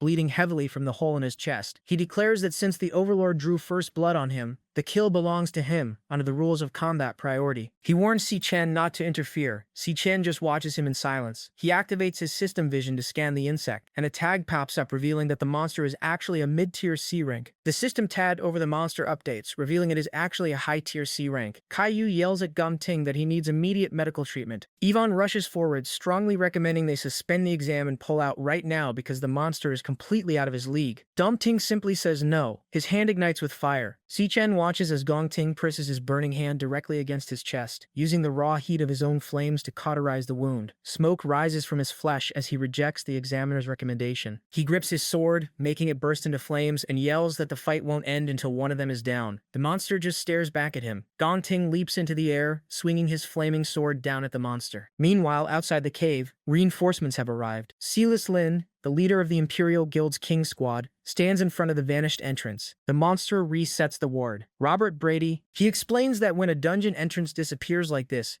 it means there is genuine intelligence operating inside. The monster purposely opens the entrance to lure humans in, then snaps the trap shut. The panicked official asks if there is any way to force the door back open to save the people trapped inside. Silas tells him the only way to make the exit reappear is for someone on the inside to track down and kill the Overlord. The official tries to stay optimistic, assuming that a D-rank lair would only have a C-rank Overlord at worst. Silas quickly shuts that down. He explains that the initial D-rank reading was just a disguise the Overlord used to fake its power level. Based on the recent disappearances of Awakeners they've been investigating, he confirms that the cave they are looking at is actually an extraordinarily dangerous B-rank dungeon. Gong Ting and the monster clash rapidly, green energy blades striking repeatedly against his flaming sword. After a quick exchange, Gong Ting slides backward to dodge. The monster recklessly slams its massive sidearm into the earth, getting the blade stuck deep in the rocky ground. Seeing the monster's guard drop, Gong Ting seizes the opening. He leaps into the air and swings his burning sword down, cleanly decapitating the insect. The monster's severed head hits the ground and rolls away as its body collapses. Caillou watches in shock, amazed that he actually managed to take out the Overlord completely solo. Even Si Chen silently admits that Gong Ting's power is seriously nothing to laugh at. Nearby, Ivan uses green healing magic to stabilize Yuta's severed wrist. Yuta finally comes to, sweating and thanking Ivan for saving his life. But as he glances down at his smartwatch, he notices a giant red error screen. The signal is completely dead. He realizes they are now entirely cut off from the outside world. Caillou and the other examiners realize every single signal is dead. The compass is completely fried and the camera drones have dropped out of the sky. While Gong Ting stands there confused, the decapitated body of the insect monster suddenly twitches. Without a head, the creature leaps up and swings its scythe arm right at Gong Ting's back. Before the blade can hit him, yellow lightning flashes. Si Chen steps in and completely shreds the headless body into pieces, earning 2,000 experience points. Gong Ting stares in shock, asking how the thing was still moving after he chopped its head off. Si Chen tells everyone they need to get out of the dungeon right now before they get hypnotized next. Gong Ting asks how he could possibly know that. Yuta yells at Si Chen, calling him crazy. He insists there is only ever one C-rank Overlord in a dungeon, so the monster Gong Ting just fought had to be it. Suddenly, Si Chen's system flashes with multiple high-danger warnings. The strange pink musical notes swirl through the air and enter the ears of the three examiners. Their eyes immediately glow pink as the hypnosis takes over. Si Chen quickly puts an earplug in his ear and realizes he warned them too late. Si Chen recognizes the sound wave immediately. In his past life, Demon King Raph used this exact frequency to hypnotize and massacre millions of ordinary humans worldwide. He remembers the memory of holding his sister's lifeless body in the rain during that slaughter. Now, He watches the three examiners walk forward like mindless zombies. Seeing this, Si-Chen realizes the overlord of this dungeon must be directly connected to Wrath. The hypnotized examiners march blandly toward a massive web-covered cave deeper inside. Si-Chen follows right behind them, deciding that it's finally time to meet this monster face to face. Si-Chen follows the hypnotized examiners through the dark webbing into a massive underground chamber. His system immediately goes crazy, flooding his vision with high-danger creature warnings. The place is a giant nest, filled with glowing green eggs, rusted weapons, and piles of human skulls. At the center of it all, a white-haired figure sits surrounded by giant dark snakes. Si-Chen realizes the monster uses the exact same alpha sound frequency as Wrath for its hypnosis. Luckily, he had already prepared a counter-frequency beta audio track just in case he ever faced the Demon King again. The earpiece blocks out the mind control completely, but the examiners have no protection and could drop dead at any second. So he knows he needs to end this fast. Up on its throne, the white-haired figure senses them approaching. It speaks out in a creepy voice, admiring how rich and fresh their flesh smells. Si-Chen just glares back, completely unfazed and ready to make his move. 8-year-old Cole Gong stands panting, gripping a broken, bloody wooden stick. He just finished beating another boy his age to the ground. An older man watches them from a balcony and tells Cole that he wins again. The man announces that the winner gets to come up to the table and eat. Cole leaves the beaten boy behind and walks up the steps toward the lavish meal. The man orders the loser, 8-year-old Edmund Gon, to kneel on the ground until sunrise. Night falls, and Edmund stays kneeling alone in the dark, covered in bruises, with his empty stomach growling. Cole sneaks out and hands a loaf of bread to Edmund. Edmund whispers in a panic, warning his brother that if their dad catches him, he's going to get punished. Cole just tells him to shut it and eat. Suddenly, Cole gets smacked hard across the face. Inside, Cole is kneeling on the floor, shirtless and covered in fresh, bloody welts from a beating. His dad stands over him, gripping a cane. He asks Cole if he wants to know why the Gong family is in power today. He says it's because he has never lost a single time. He tells his son that winners make the rules, and losers just follow them. Simple as that. Cole looks up at his dad and asks if beating him means he gets to make the rules now. His dad just laughs. The next thing Cole knows, his sword is shattered on the floor. He falls to the ground coughing up blood, while Silas, the leader of the King Squad, stands over him holding an ice sword. Cole is furious. He yells at his dad, saying he challenged him to a one-on-one fight, and asking why he sent the King Squad after him instead. His dad simply explains that his true strength isn't just about what his own hands can do, but the power and authority he commands behind them. He tells Cole that the world doesn't play by the fair rules he thinks it does. In the end, there is only one absolute truth that matters. You just have to win. Cole's father continues his harsh lesson, telling him that it doesn't matter how he does it, only the outcome counts. He explains that as his son, Cole must always come in first, even if he has to throw away his family, his loyalty, and his dreams to do it. He drills it into the boy's head that winning is the absolute only reason he is alive. Young Cole takes these words to heart, accepting that winning is his only reason for living. Back in the present, the group stands in front of the massive nest. Si-Chen listens to the alpha sound frequency the monster uses to control them. Because he prepared a counter-frequency beta audio track beforehand, just in case he ever faced Wrath again, his earpiece blocks out the mind control completely. However, he looks at the hypnotized examiners and knows they have zero protection and could drop dead at any second. Realizing he needs to end this fast, he gets ready to move. Yellow lightning starts crackling around his hand. But just as he prepares to strike, someone suddenly grabs his wrist tightly, stopping him. Dong Ting suddenly grabs Si-Chen's wrist from behind, stopping his attack. Si-Chen turns around in surprise. Gong Ting is sweating heavily, gripping his own open chest wound tightly, to use the intense pain to fight off the mind control. He whispers to Si-Chen, saying he doesn't know how he slipped past the hypnosis, but he has his own way of keeping his head straight. He warns Si-Chen that if he makes a move right now and blows their cover, everyone in the room will die. He points out the hundreds of glowing green eggs scattered all over the nest. If anything sets them off, they won't just have to worry about the Overlord, they'll be dealing with dozens of C-rank monsters hatching and swarming them at once. He realizes the Overlord purposely dressed the place up as a weak D-rank dungeon, just to bait awakeners inside and bleed them dry. Dong Ting whispers that the monster will come to them. He suggests they stay hidden and ambush the Overlord together the second it gets close. Si-Chen admits he didn't expect Gong Ting to think that far ahead, but tells him the plan won't work. He explains that this Overlord doesn't even need to lift a finger to attack them, with just to say the first thing that we can do is to give the monster to the Overlord to explore the Kavanagh Fireman, and say we want to keep them in for a while. He says he has a senior person left and said we must fire on Love because of the unfair Kavanagh. Down below, the mind control takes full effect. Yuta holds his energy blade to his own neck. Caillou presses a revolver against her head, and Ivan starts choking himself. Si-Chen coats himself in yellow lightning and dashes forward. He strikes all three examiners in the back of the neck, knocking them out cold before they can kill themselves. Up on the throne, the white-haired Overlord notices the disruption. Seeing the unconscious humans on the ground,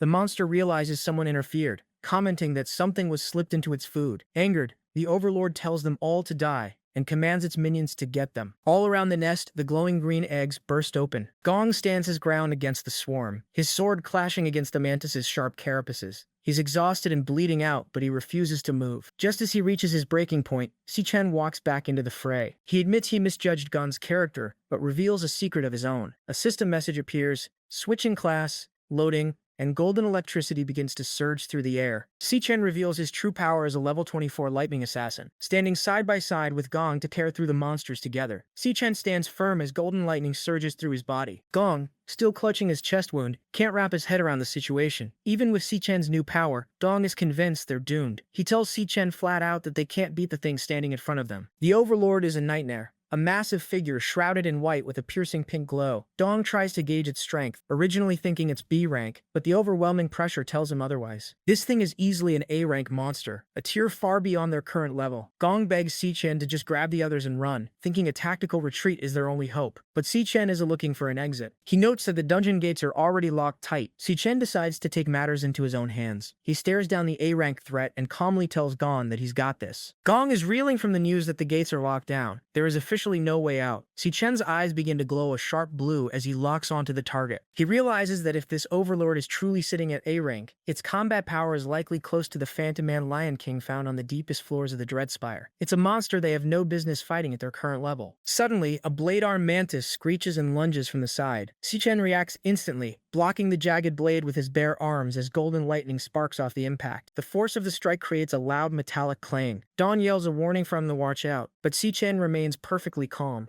using his lightning to hold back the swarm. Despite their efforts, the swarm seems endless. Gon looks around at the growing number of monsters and starts to lose hope. He tells Si-Chen that they're going to be overwhelmed eventually. With this many monsters closing in, it's only a matter of time before they're finished. Si-Chen doesn't respond with words. Instead, he stands still and raises his hand, gathering a massive amount of crackling energy. He swings his arm in a sharp arc, and instead of a single strike, he releases multiple streaks of lightning that race across the battlefield. In one move, Si-Chen wipes out the entire front line of the swarm. Si-Chen triggers his lightning assassin skill, Flash God. The mantis' heads are shattered one after another by his precision strikes, their bodies falling before they can even react. Watching from the ground, Gong is in total disbelief. He knows that normally an assassin class has garbage-based strength, making them complete deadweight when surrounded by a swarm of high-level monsters. However, Si-Chen is defying the logic of his class. Every single one of his strikes lands perfectly on a vital point, dealing maximum damage with minimal effort. He is completely covering the massive power gap between himself and the A-rank monsters, using nothing but pure speed and flawless technique. He darts through the air like a bolt of lightning,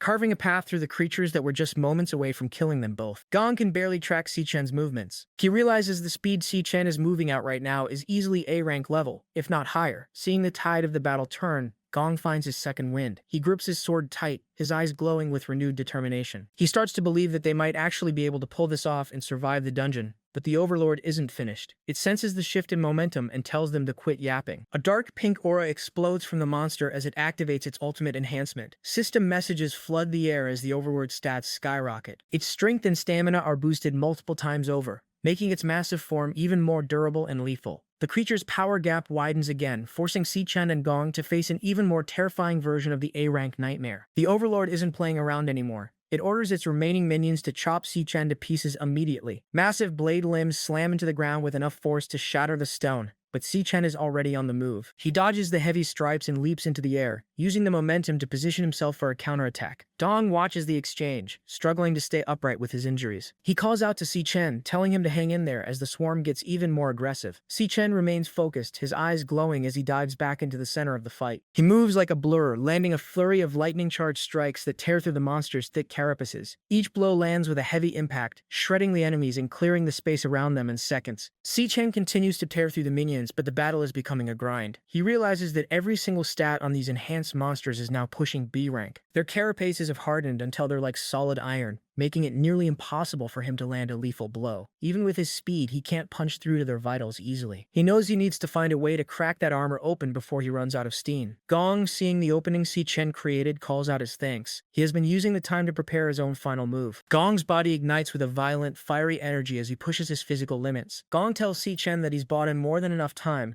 and now he's ready to unleash everything he has left to finish the fight. At 5:30 in the evening, Anizu arrives at a rental apartment, carrying a bag of groceries. She apologizes to her friend Eon for being late, explaining that her sewing project took longer than expected. Eon tells her it's fine, noting that her brother isn't even home yet. Anna is surprised he's still out, especially since Eon just passed her exams for the Academy of Fine Arts. Eon hasn't shared the news with him yet, though she told him she had a big announcement to make today. Assuming he is just running late, they decide to start dinner without him. While checking their supplies, Eon realizes they are completely out of garlic sauce. She tells Anna to wait there while she and her small companion, Mia, head out to the store. Eon plans to grab some snacks as well, determined to celebrate her big achievement properly once they're all back. Eon finishes up her quick shopping trip at Jay's store. She hides Mia inside her jacket to keep the little creature out of sight. Mia is perfectly behaved and stays quiet the whole time. Happily munching, Onia is proud of her for being such a good companion, and promises her a real dinner once they get home. As she starts heading back, she has no idea she's being followed. From a dark alley nearby, a group of shady men watch her every move. One of them holds up a photo of Eon, confirming that she's the one they've been looking for. He checks with his partner, asking if they should move in on her right now. One of the men tells his partner to wait, wanting to find a spot where there won't be any witnesses. Eon continues walking down the sidewalk, but she quickly realizes that the same group of men has been following her for several blocks. Inside her jacket, Mia senses the danger immediately, her eyes narrowing as she prepares for a fight. Eon tries to keep her composure, but she knows she's being targeted. She looks for a way out, deciding that leading them toward a more crowded area is her best chance of shaking them off. Si-Chen is struggling to stay ahead as the monster's stats push into B-rank territory. Their shells have hardened like solid iron, making it nearly impossible for him to reach their vitals with his current output. He realizes he needs a way to crack their armor before he runs out of energy entirely. Seeing an opening, Gong calls out to thank Si-Chen. He has been gathering power this whole time and is finally ready to move. Gon's body erupts in a massive pillar of fire as he activates a high-risk technique. System notifications show his strength stats skyrocketing while his stamina, speed, and luck all drop to dangerous levels. It is a complete glass cannon trade-off. Gon tells Si-Chen that the time he bought was just enough to get this ready. Si-Chen watches in silence, surprised by the sheer amount of energy Gong is putting on the line for this one strike. Gong lets out a roar, putting everything he has left into his final attack. He shouts that this is his ultimate move, a strike meant to rival an overlord. He triggers his Furious Fighter skill, Extreme Flare R-11. A massive arc of intense fire sweeps across the battlefield, instantly turning the swarming monsters into charred remains. The heat is overwhelming, as the flames converge into a single devastating beam. Gong directs the entire blast straight at the white-shrouded boss. The impact creates a massive explosion that echoes through the dungeon, engulfing the Overlord in a blinding pillar of fire. The fireball explodes with a deafening boom, lighting up the entire area. Once the smoke starts to clear, Gong collapses to one knee, his body trembling from the strain. He's barely conscious, using his sword as a crutch just to stay upright. Red system messages flash across his vision, warning him that his stamina, mental control, and elemental control are all completely depleted. He's given everything he has to that one strike. Looking toward the blast, he lets out a ragged breath and mutters that it's finally over. Smoke drifts across the battlefield as Gong tries to catch his breath. He is convinced the fight is finally over, but a faint pink glow suddenly appears in the middle of the destruction. A system message remains silent as the Overlord speaks from the shadows. It admits the attack wasn't bad, but it isn't dead. A massive silhouette with giant snake-like tentacles rises from the frames, looking completely unharmed. Gong's face turns pale and his heart pounds against his chest. He can't believe his ultimate move didn't even leave a scratch. The Overlord stares them down with a glowing pink eye and asks if they really thought that blast would be enough to kill it. Si-Chen watches the monster closely, realizing the power gap is even wider than he first thought. The Overlord is just getting started, and they are now facing a threat that is far beyond a standard A-rank monster. Gong, completely out of strength, leans on his sword, panting heavily. He realizes he has nothing left to give. He's done his part, and tells Si-Chen that the rest is up to him. As Si-Chen steps forward, the golden lightning around him vanishes, replaced by a surging, dark pink energy. Gong is shocked by the sudden change, wondering what kind of power he's witnessing. It feels entirely different from a standard Awakener skill. Si-Chen's eyes glow with a new intensity as he manifests a massive blade made of that same dark energy. A system notification appears, confirming his status as a level 24 lightning assassin, but he's now tapping into a specific hidden ability. The system identifies the move as Ossuary Collapse. This skill allows him to pull power from the remains of the dead in the vicinity. As the skill activates, the monster corpses and skeletons scattered across the dungeon floor begin to glow with a matching pink light. Their energy is absorbed directly into Si-Chen, causing his power levels to spike. He stands enveloped in a violent aura, ready to confront the Overlord. Gon watches in total silence, realizing that Si-Chen has been hiding a level of power that defies the logic of his class. A massive explosion of pink energy rocks the dungeon floor as Si-Chen's transformation completes. System windows flash repeatedly, showing his strength and stamina climbing higher and higher with every second. Dawn can only watch from the ground, frozen in shock as the sheer pressure from Si-Chen's aura fills the room. Even the Overlord seems to pause, staring at the new threat emerging from the light. Si-Chen catches his breath, a sharp, confident grin spreading across his face. He looks completely different, with dark energy horns crowning his head and his eyes glowing a piercing blue. His stats finally hit their limit, flashing stamina max and strength max in bright letters. He stares the Overlord down and repeats what he said before. This monster is his to deal with, and he's finally got the power to back it up. Si-Chen stares at the boss with intense red eyes, looking completely unfazed. The Overlord responds by gathering its energy and unleashing a massive mental attack called Midra. A giant sphere of green and pink energy erupts and washes over the entire battlefield. Gong is instantly hit by the wave of mental pressure. He collapses, clutching his head in agony as the hypnosis takes hold again. He groans in frustration, cursing that the boss is a cop of mental. While Gong struggles to keep his sanity, Si-Chen stands his ground, his dark aura flickering. The Overlord is genuinely confused because its hypnosis isn't having any effect on him at all. Gon is barely holding on to his consciousness, wondering how Si-Chen is even able to walk through the pressure. Si-Chen just keeps moving forward, his footsteps echoing as he rests his massive jagged blade on the shoulder. He has completely ignored the Overlord's most powerful mental spell. It's clear that in this state, Si-Chen is far beyond the reach of the monster's tricks. He begins to gather his energy, preparing a final move to end the fight. Realizing mental tricks are useless, the Overlord switches to pure destruction. It unleashes a massive energy attack called the Avicii waveform. A giant sphere of dark pink power erupts from Monster, sending violent shockwaves across the entire dungeon. The ground tears apart as the energy ripples through the area. Si-Chen stands right in the middle of the blast, completely unfazed. Gong, however, is at his absolute limit. He's already drained of energy and can barely hold on as the red aura crushes him. He groans in pain, clutching his sword just to keep from being blown away. As the Overlord's attack reaches its peak, a blinding, multicolored light begins to gather around Si-Chen. He's done waiting, and is finally ready to finish this clash. The Overlord's eyes flare with light as it tries to comprehend how Si-Chen is walking through its ultimate attack, completely unharmed. It's in a total panic,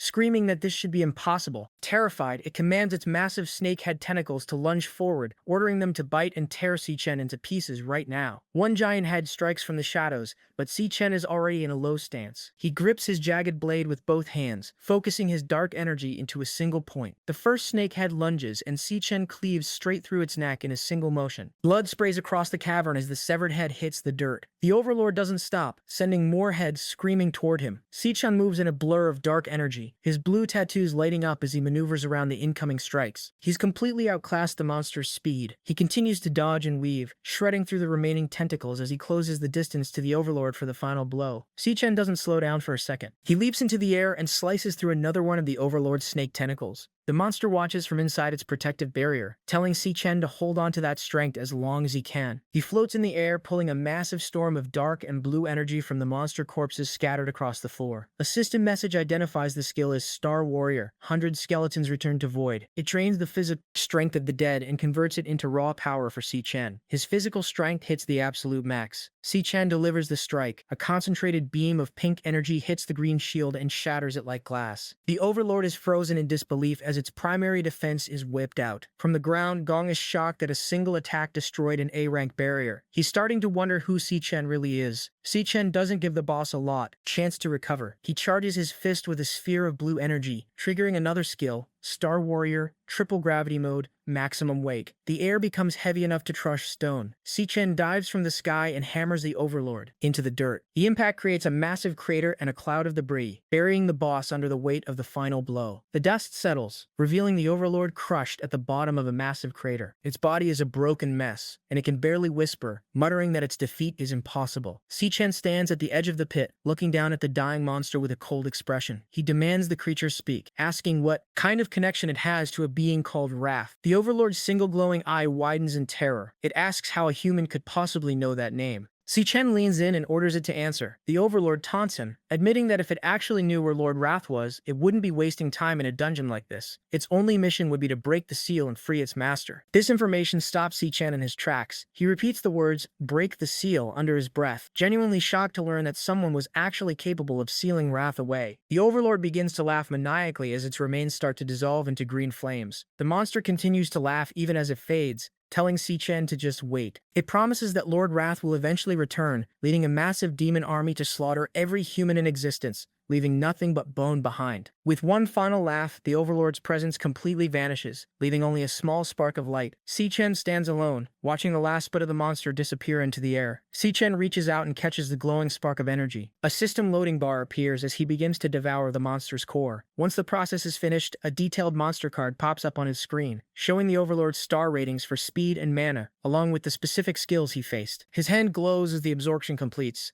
and a final system notification appears confirming that he is officially leveled up. Si-Chen reaches level 25, and a victory scream shows he received 3 rare monster organs as a reward. He stands in the crater, staring at the Overlord's card, while thinking about what the monster said. He realizes that Wrath didn't just appear recently. He has been in this world for a long time, but someone is powerful enough to seal him away. Si-Chen knows there is a part of the past he still doesn't understand. Nearby, Dong is struggling to stay on his feet. He admits he never expected to see someone capable of using 2 classes, and acknowledges that Si-Chen is on a completely different level. Gon concedes the fight and promises to take everything he saw in the dungeon to his grave. The internal damage is too much, and Gon collapses back. Si-Chen tells him to hold on just a little longer, noting that with the boss dead, the dungeon gates should be open for the guild to break through. Suddenly, Si-Chen's eyes flare pink as he senses a new presence. A man in a suit appears from the shadows, surrounded by a thick purple aura and dark tentacles. Si-Chen recognizes him as Xiao Yun, but the man has transformed into a monster. His face is skeletal, his eyes glow green, and a long, jagged tongue hangs from his mouth. A new nightmare has arrived, just as the guild was supposed to rescue them. At the same time, Aion finds herself in a dangerous situation. She's been walking for several blocks and realizes that a group of shady men has been tailing her since she left the store. She doesn't know who they are or what they want, but it's clear they are targeting her. Her small companion, Leo, senses the threat as well, his eyes narrowing as he prepares to react. An tells him to stay hidden inside her jacket and not to come out yet. She tries to keep her cool, thinking that this night is about to get a lot more interesting than she planned. She remembers the first rule for when you realize you're being followed: head straight for a crowded area. Luckily, it's early evening and the nearby restaurant district is packed with people. An picks up her pace and dives into the thick of the crowd, using the sea of commuters to shield herself. Behind her, with thugs are struggling to keep up. They grow frustrated, pushing through the pedestrians and yelling at people to get out of their way. An keeps moving, blending in perfectly with the flow of the crowd. She waits for the exact moment when her pursuers lose sight of her for a split second. As soon as that window opens, she makes her move to disappear completely. By the time the thugs push through the last group of people,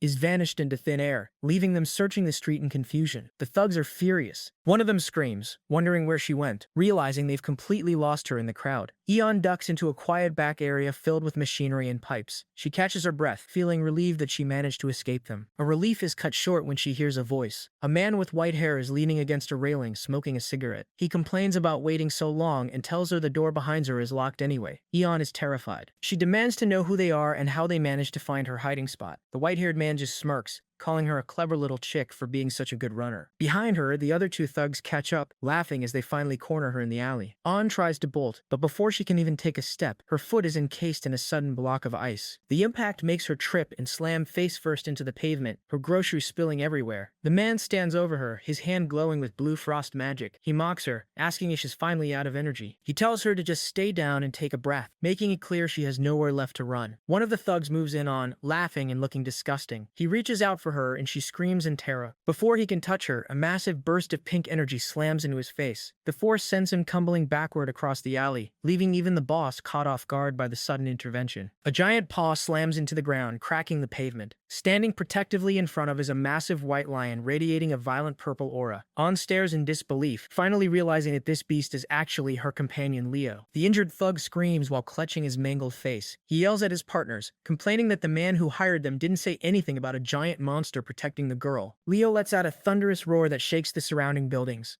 One of the thugs refuses to back down and charges forward with his fists glowing with yellow energy. Just as the clash is about to happen, the purple flames vanish. Wheel instantly shrinks back down into his tiny fluffy form. He spins around looking completely dizzy and exhausted before collapsing onto the ground. An calls out his name, stunned by how quickly his transformation ran out of power. An picks up the tiny exhausted Leo, asking if he's alright. Xiaoyun isn't impressed by the line's short transformation, noting it didn't even last 10 seconds. He begins to walk toward as dark thorny tentacles sprout from his glowing green arm. The vines surround, pinning her in place. Xiaoyun tells her not to waste any more of his time. He looks her in the eyes and gives her a final ultimatum. Either she takes off the artifact herself, or he'll do it for her. Just as things look hopeless, a pink eye flashes in the air. A system message for a beast trainer class appears, activating a skill called Beast Bond, Astral Path. Saichin suddenly teleports into the alley in a burst of pink light. He delivers a massive strike straight to Xion's face, sending the leader crashing through a nearby wall. The impact is so powerful that completely levels the brick structure and sends the other thugs stumbling back. Xian turns to apologizes for the delay, saying he got held up by something and it took longer than he thought it would. Xian stands firmly in front of his presence, completely shifting the energy in the alley. Ayan is still shaking, calling out to him, wondering how those thugs managed to track her every move. She warns him that these aren't normal criminals. They're all awakeners with dangerous powers. Kaochin doesn't look worried at all. He tells her to take a deep breath and stay calm. He gives her a reassuring look, promising that everything is under control now that he's arrived. Xiaoyang isn't staying down for long.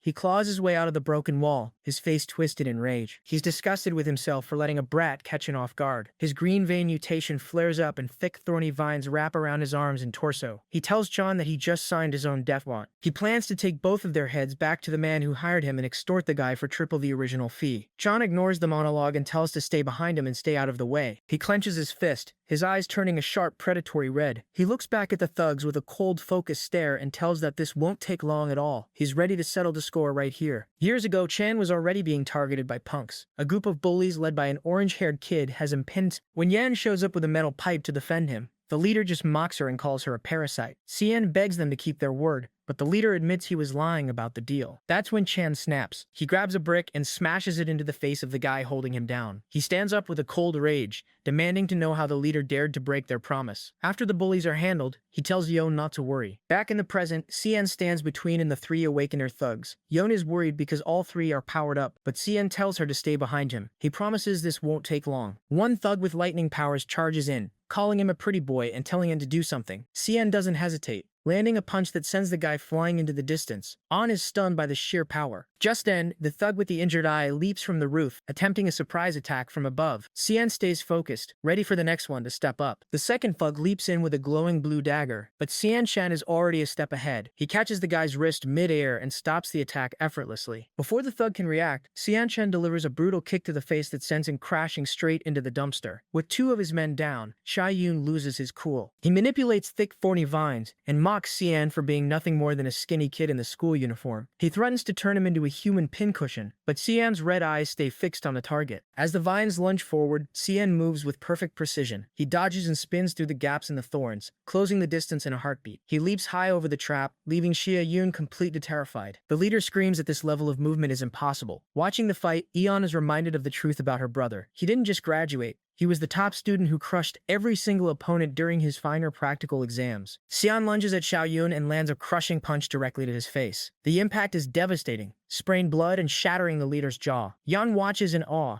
realizing her brother isn't just a normal awakener. He is at a level far beyond everyone else. Xiao Yun's body is launched high into the air from the force of the strike, before he eventually slams into the ground, completely broken. The other two thugs are also out for the count. One slumped against the dumpster and the other bloodied on the pavement. The entire fight ended in seconds. Sen turns to and tells her to take Leo and head home first. He calls the thugs clowns and says he will take them to the police station himself before meeting her back at the apartment. Ion agrees and heads off while clutching her pet. Later that night, Shai-Yun is shown bloodied and barely conscious. Realizing too late that the skinny kid he tried to extort was a monster in disguise, the thugs wake up tied to a pillar, terrified and confused about how they got there. Their heads feel like they're splitting apart from the earlier beating. Scene isn't interested in their whining. He asks if they belong to the Black Mountain Guild. He knows their type don't move unless there's money involved. So, he demands to know exactly who hired him to target his sister. Cha Yun, despite being bloodied and broken, tries to stay tough. He knows that in his line of work, smitching means he can never show his face in the industry again. He refuses to say a word. Si-Chin realizes that talking nicely is a waste of time. It looks like he'll have to use the hard way. He closes his eyes as a system message appears. Loading. Switching class. A dark, jagged aura begins to swirl around him, reflecting the power he just devoured from the dungeon boss. The class switches instantly. Sek is now a level 25 soul mage. He's draped in a long, tattered cloak of dark energy, looking completely different from the lightning assassin he was moments ago. The system displays a detailed profile of his new form. His stats are overwhelming with strength, speed, and soul power all maxed out at 5 stars. He now has full access to the Overlord's devastating moveset. He can use Nidra to crush a person's mind, the Avicii waveform for pure destruction,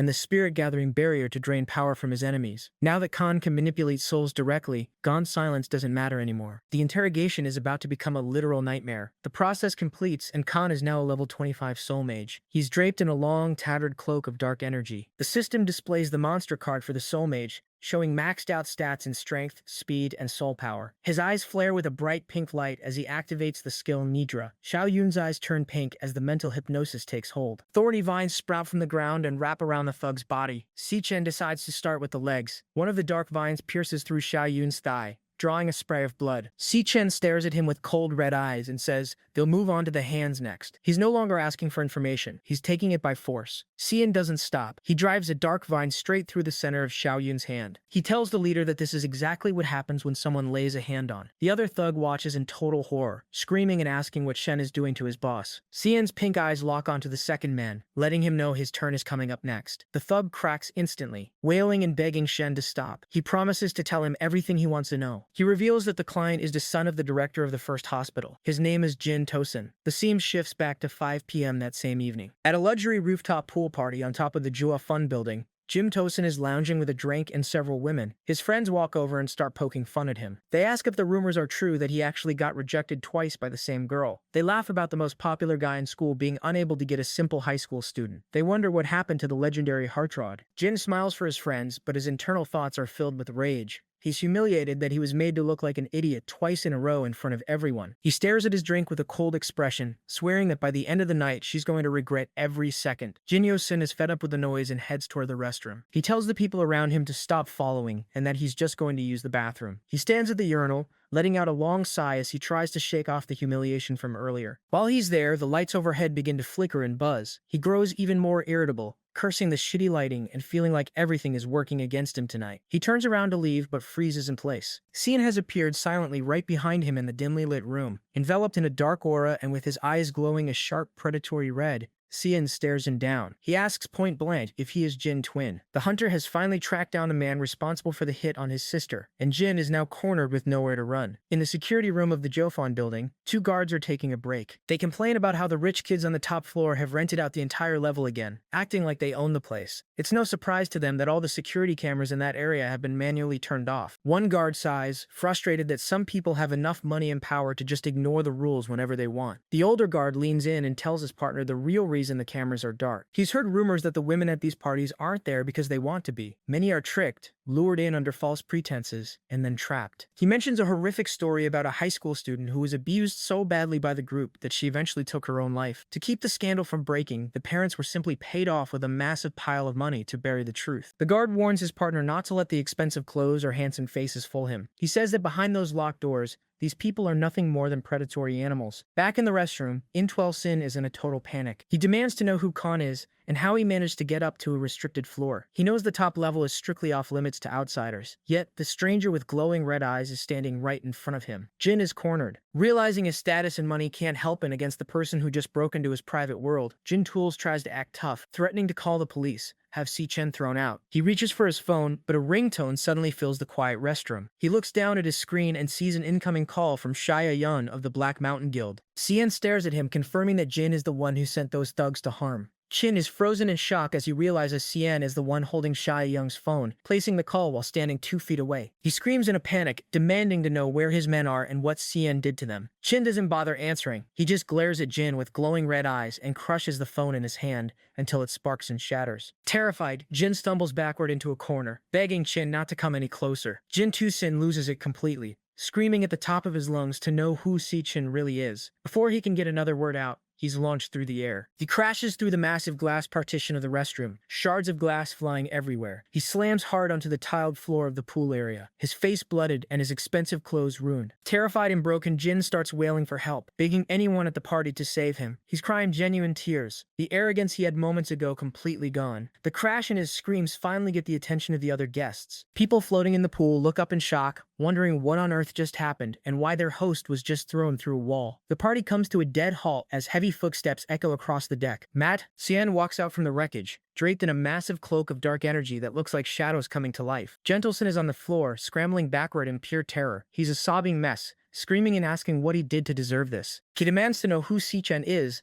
and why he's being targeted. Cien doesn't say a word. He just keeps walking forward, his eyes growing with a cold, predatory light. Jin realizes he's trapped and tries to use his status as a shield. He yells that his father is the director of the first hospital and has enough power to crush anyone. He warns that if Sichan touches him even once, his father will have him buried alive. He's completely hysterical now, throwing out empty threats as the shadow of the soul mage looms over him. Cien leans in, his eyes glowing with the pink light of the Nidra skill. He coldly tells Jin to shut up. In an instant, Jin's eyes flare with the same light as the mental hypnosis takes absolute control of his mind. The spoiled director's son is reduced to a hollow shell, unable to speak or resist. Chek looks down at the shards of broken glass littering the floor. He gives a calm, chilling command. Now pick it up. Jim's hand moves involuntarily, his fingers trembling as they reach for a jagged, razor-sharp piece of glass. He's no longer in control of his own body. As the lesson continues, the truth becomes clear. Pure evil isn't just something found inside a monster dungeon. It lives right in the middle of society, blending in with everyone else every single day. Genie was seen has spent his life using money to commit whatever crimes he wanted. In his past, he and his friends were seen drugging a helpless girl with pink pills. When she eventually died with a shard of glass in her hand, Genie used his father's status as a hospital director to bury the truth. He ordered the reports to be forged,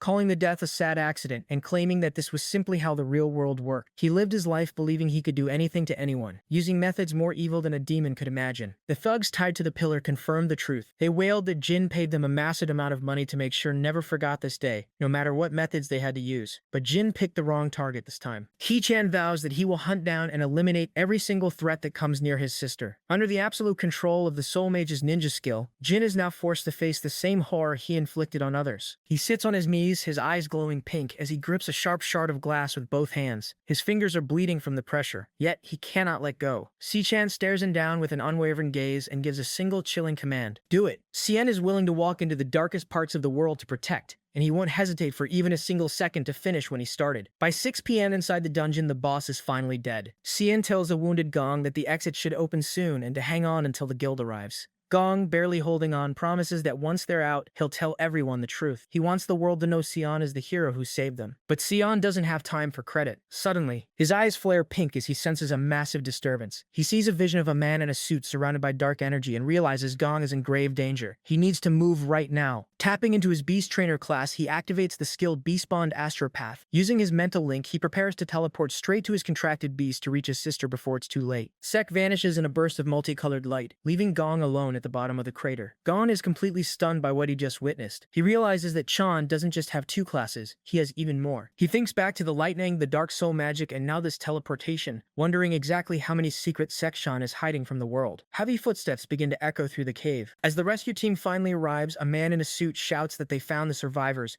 and tells the medics to hurry up and get inside. Dong slumps against the rocks, exhausted and bleeding. As the medical team rushes toward him with their supplies to provide emergency aid, medics rush into the crater shouting for bandages as they scramble to stop Gon's bleeding. An official in a suit approaches, telling Gon that surviving a B-rank boss like that is a literal miracle. Nearby, the examiner is stabilized, still mumbling about the massive swarm of monsters that nearly wiped them out. The official suddenly looks around and realizes someone is missing, demanding to know where the kid named Si-Chen went. When a guard reports that they can't find any trace of him, the official assumes he got terrified and ran away, ordering the men to search the entire area. He's furious, blaming the inspection unit's incompetence for Gong's injuries and promising to get them all fired once they leave the dungeon. Don just listens in silence, thinking to himself that everyone has it completely wrong. To him, what he witnessed Si-Chen do was absolutely perfect. High above the scene, Gong's father watches the rescue unfold with a cold, unreadable expression. Gong's father is already spinning the story for the witnesses. He explains that things went sideways during the trial and the instructors were taken down by monsters. He tells them that just when all hope was lost, his son Gong stepped forward and saved the day. He laughs to himself, thinking this scenario couldn't be any more perfect for their family reputation. Dong stares at the ground,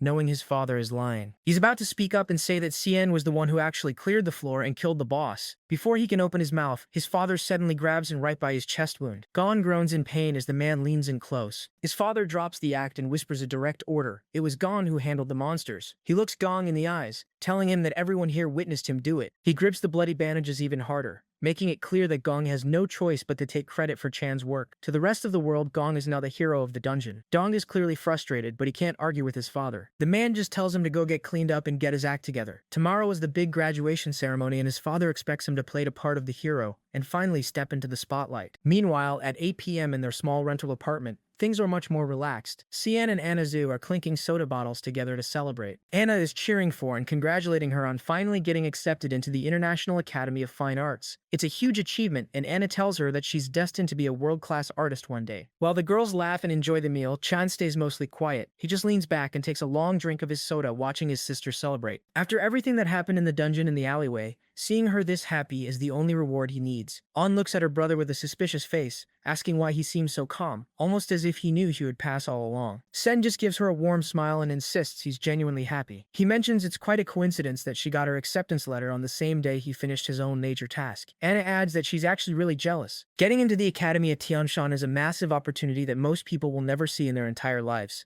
Yan's expression turns a bit somber as she thinks about the reality of it. She mentions that Tianshan is very far away and worries that the cost of living there will be way too expensive for them. Sichen sets his drink down and tells her to stop worrying about things like money or distance. He looks her in the eye and reveals that once he graduates, he's going to be working in Tianshan as well. The news completely floors both girls. Anna jumps up, shocked by the revelation. She explains that the organizations in Tianshan are elite guilds that only recruit the absolute best of the best. She demands to know how he managed to land a spot in a place like that. Cien just remains calm, keeping his secrets to himself, while the girls struggle to process the news. The mood is high as Anna and celebrate the fact that they'll all be going to Tianshan together. Cien watches his sister, feeling a deep sense of relief. He's determined that this time she won't ever have to give up on her dreams for the sake of anyone else. Later that night, Cien takes a shower and reflects on everything that's happened. The immediate threats against him have been dealt with, and his graduation requirements are finally complete. He thinks back to his arrangement with Dong in the dungeon. He's perfectly fine letting Dong take the official #1 rank, and all the glory that comes with it. All Sen wants is the $1 million reward money. According to their agreement, he'll collect that cash from Gong tomorrow. It's exactly the amount he needs to finally clear the massive debt hanging over their heads. As he dries off, he prepares for the next day, ready to secure his family's future once and for all. Sen sits in the dark, thinking about what the overload said. If Raph was actually sealed after coming to the human world, then finding him in Tianshan is his top priority. He realizes the stakes are getting higher every day. Before he heads out, he knows he needs someone he can truly trust to watch his back. He decides that tomorrow's graduation ceremony is the perfect opportunity to find that ally. Elsewhere, a red-haired man sits at a tea table while a blonde woman gives him a report. She tells him that the glutton was recently spotted in the Jung TM district. The man asks for all the details. She explains that she checked the site immediately, but every single security camera had been destroyed. The only things left behind were some scratches and bloodstains. It's the same pattern as always. The predator kills its victims first and then devours them. She notes that the target seems to be specifically hunting awakeners with rare and special abilities. The blonde woman continues her report, noting that the level of the glutton's victims is steadily rising. This means the entity is evolving and gaining power at an alarming rate. She warns that once this predator starts moving, it never stops, and her intuition tells her it will strike again very soon. The red-haired man pours a cup of tea, finding the timing suspicious as a dungeon just appeared as well. He admits the situation is becoming very interesting. She tells him there is one more thing, something even more important. She places a set of photos and a map on the table. She explains that the latest incident took place in a cramped alleyway within a low-income housing district. She points to a specific spot on the map marked with an X. That location is only 68 meters away from Khan's home. It's less than 100 meters from where he lives. The red-haired man stares at the map in silence. Even though the killer was practically on Chan's doorstep, the woman admits they still don't have a single image or recording of the Glennon's true form. The blonde woman looks at her partner and mentions that Si-Chan's latest performance is hard to believe. His abilities are growing at an illogical rate, and they both saw the way he fights with their own eyes. Because of this, she sees only two real possibilities. The first is that the glutton is now targeting Si-Chan specifically. The red-haired man takes a slow sip of his tea and finishes her sentence. Well, the fact is that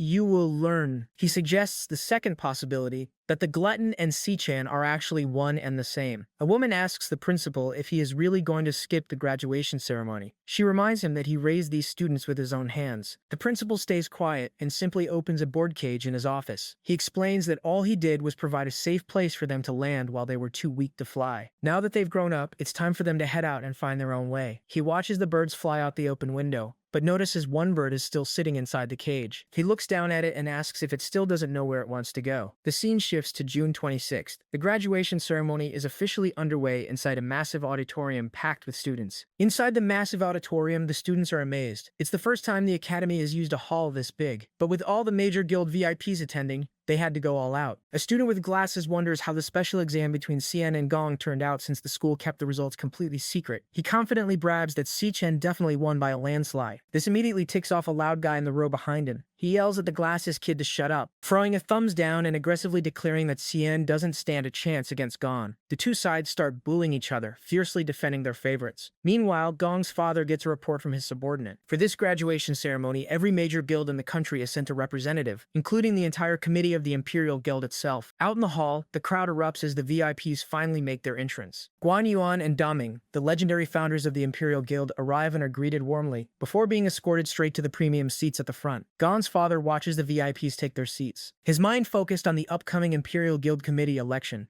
Right now, his votes are perfectly tied with Daming. He plans to use this graduation ceremony as the perfect opportunity to pull the undecided committee members over to his side. He is fully determined to claim the chairman's seat for himself. He turns to Gong and tells him the plan. Once the ceremony begins, the vice chairman will personally hand Gong the winner's trophy. He tells his son that the whole world will remember this day. It is the start of his climb to the top and the most important moment in their family's history. He gives Gong a strict order to go up on stage, deliver a good speech, and not mess it up under any circumstances. He wants Gong to show everyone his true worth. Gong remains completely silent, just staring down at the paper in his hands. Heavily burdened by the lie he is being forced to tell, Gong tightly clenches the speech in his hand, struggling with the lie he has to tell. The event goes live on the main stage. The host welcomes the crowd to the 2157 National Awakener University graduation ceremony. She announces that after all the difficult trials and hard work, the graduation assessments have finally concluded. The red-haired man and the other guild leaders watch from the front row. The students listen eagerly from the stands. Dong sits quietly next to his smiling father, looking completely miserable. The host officially declares that the graduation ceremony has begun. The audience claps as the ceremony gets underway. Dong sits in the crowd looking tense. High up in the stands, Xichen sits by himself with his arms crossed, quietly watching the event unfold. On the main stage, the host announces that it's time for the moment everyone has been waiting for. She pulls the cloth off a golden trophy, ready to crown the ultimate winner of this year's final assessment. To present the award, she introduces the vice president of the World Guild Federation. The red-haired man from the front row stands up. His name is Carl Cavendish. The host announces that Vice President Carl will personally reveal this year's winner and present the award. Carl takes the stage to a round of applause. He thanks the Imperial Guild for the invitation, stating it is an honor to witness the country's next generation of talent. He then reveals a secret about the final exam that the public didn't know. The assessment was supposed to take place in a standard D-rank dungeon, but it turned out to be a highly dangerous B-rank dungeon in disguise. The entire auditorium is shocked by the news. Students and guild members start whispering, knowing that even professional teams struggle against B-rank threats. They wonder how anyone managed to survive. Carl holds up an envelope and explains that in the moment of complete hopelessness, one student stepped forward using raw skill and technique. This student achieved the impossible, taking down a monster rank far above their own level. Carl continues his speech, telling the crowd that this student defeated the B-rank boss entirely on his own, and Carl holds up in the stands that didn't take this for long. Up in the stands, Chachan watches quietly, resting his head on his hand without a hint of emotion. Carl declares this student the strongest graduate of his generation and the undisputed winner of the assessment. He finally shouts Gong's name. Golden confetti explodes across the auditorium as the crowd erupts in loud cheers. Gong stands up from his seat and buttons his suit jacket. Despite the massive applause in the spotlight, he remains completely silent and looks miserable, bearing the weight of the lie his father forced on him. Back in the crowd,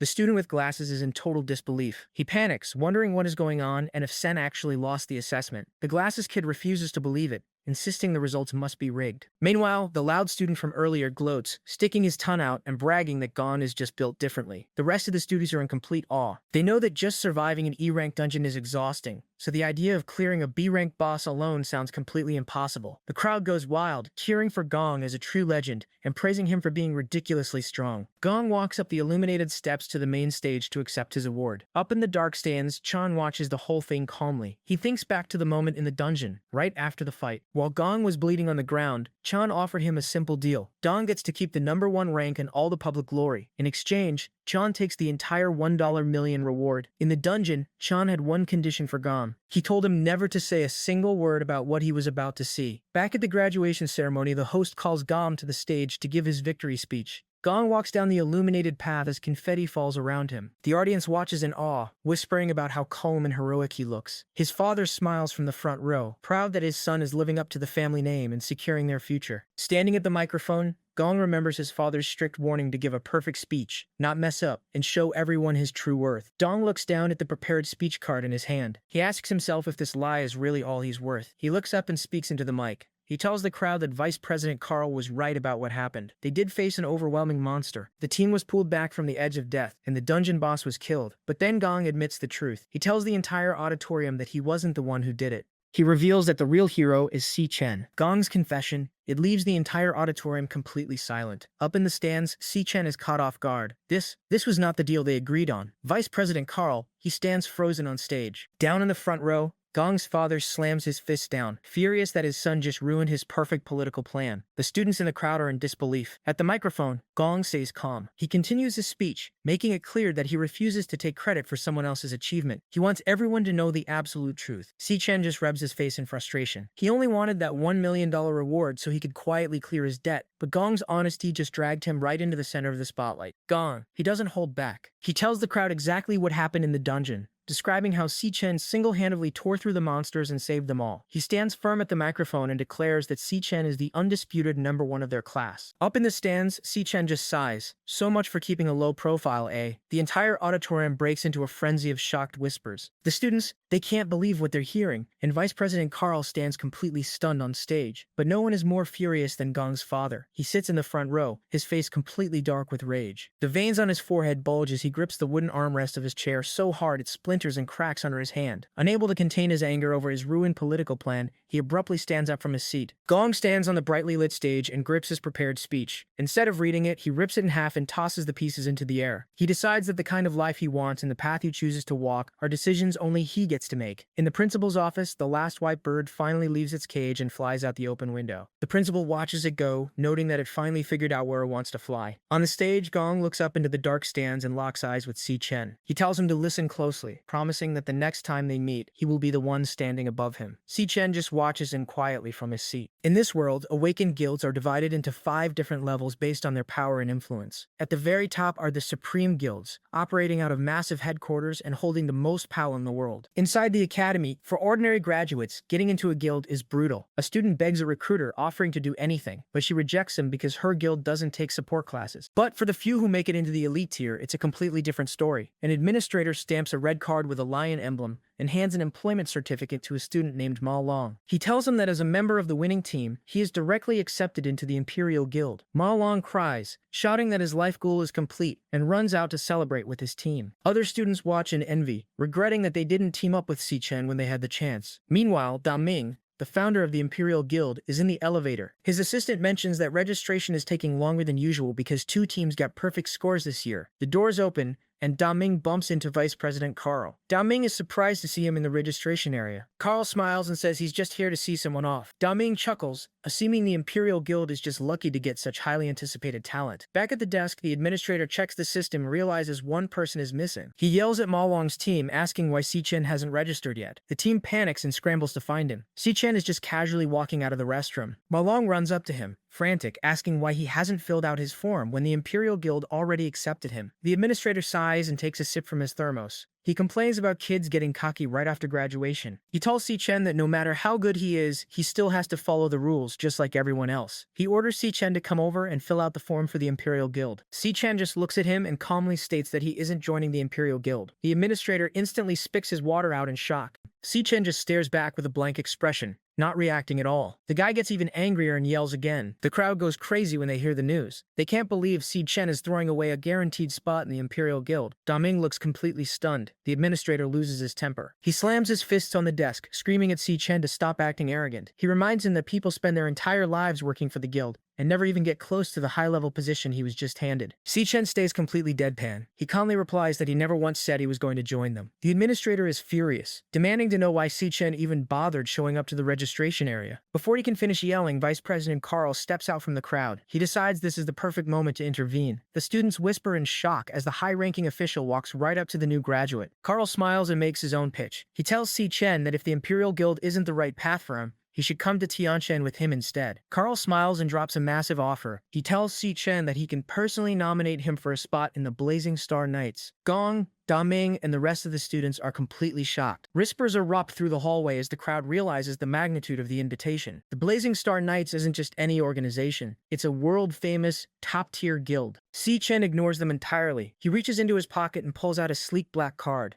telling Carl that he already has a place to go. Carl looks at the card in silence. The loud students stare in confusion, but the administrator suddenly sprints down the hall, pushing past them to get a closer look. He grabs a black card, his hands visibly shaking as he recognizes the silver insignia. It is an exclusive pass to a top-tier guild. Sweating and completely stunned, the administrator just stares at it. Si-Chen calmly asks if his graduation paperwork can be processed now. The administrator can barely form a sentence, realizing the student he just judged is already tied to one of the most powerful organizations in the world. The administrator scans the black card into the system. The computer screen lights up with a crow emblem, officially confirming Si-Chen's membership. Si-Chen doesn't stick around to explain himself. He turns and walks down the hallway. Along the way, he passes Gong sitting on a bench. Dong glares at him, grinding his teeth in frustration. But Si-Chen just gives him a blank look over his shoulder and keeps walking. Da Ming, Vice President Carl, and the rest of the crowd watch in complete silence as he exits the building. He ignores all the stares and leaves the academy behind. Carl smiles, impressed by the bold rejection. Si-Chen turns his back on the Vice President and the rest of the stunned crowd. He holds up his black card, stating he already found the person he came here for. He walks straight over to Gong, who is sitting quietly nearby. Si-Chen stops in front of him and extends the black card. He calls out Gong's name and asks if he wants to join the Black Pro Guild. Dong looks up, completely caught off guard by the unexpected invitation. About a week ago,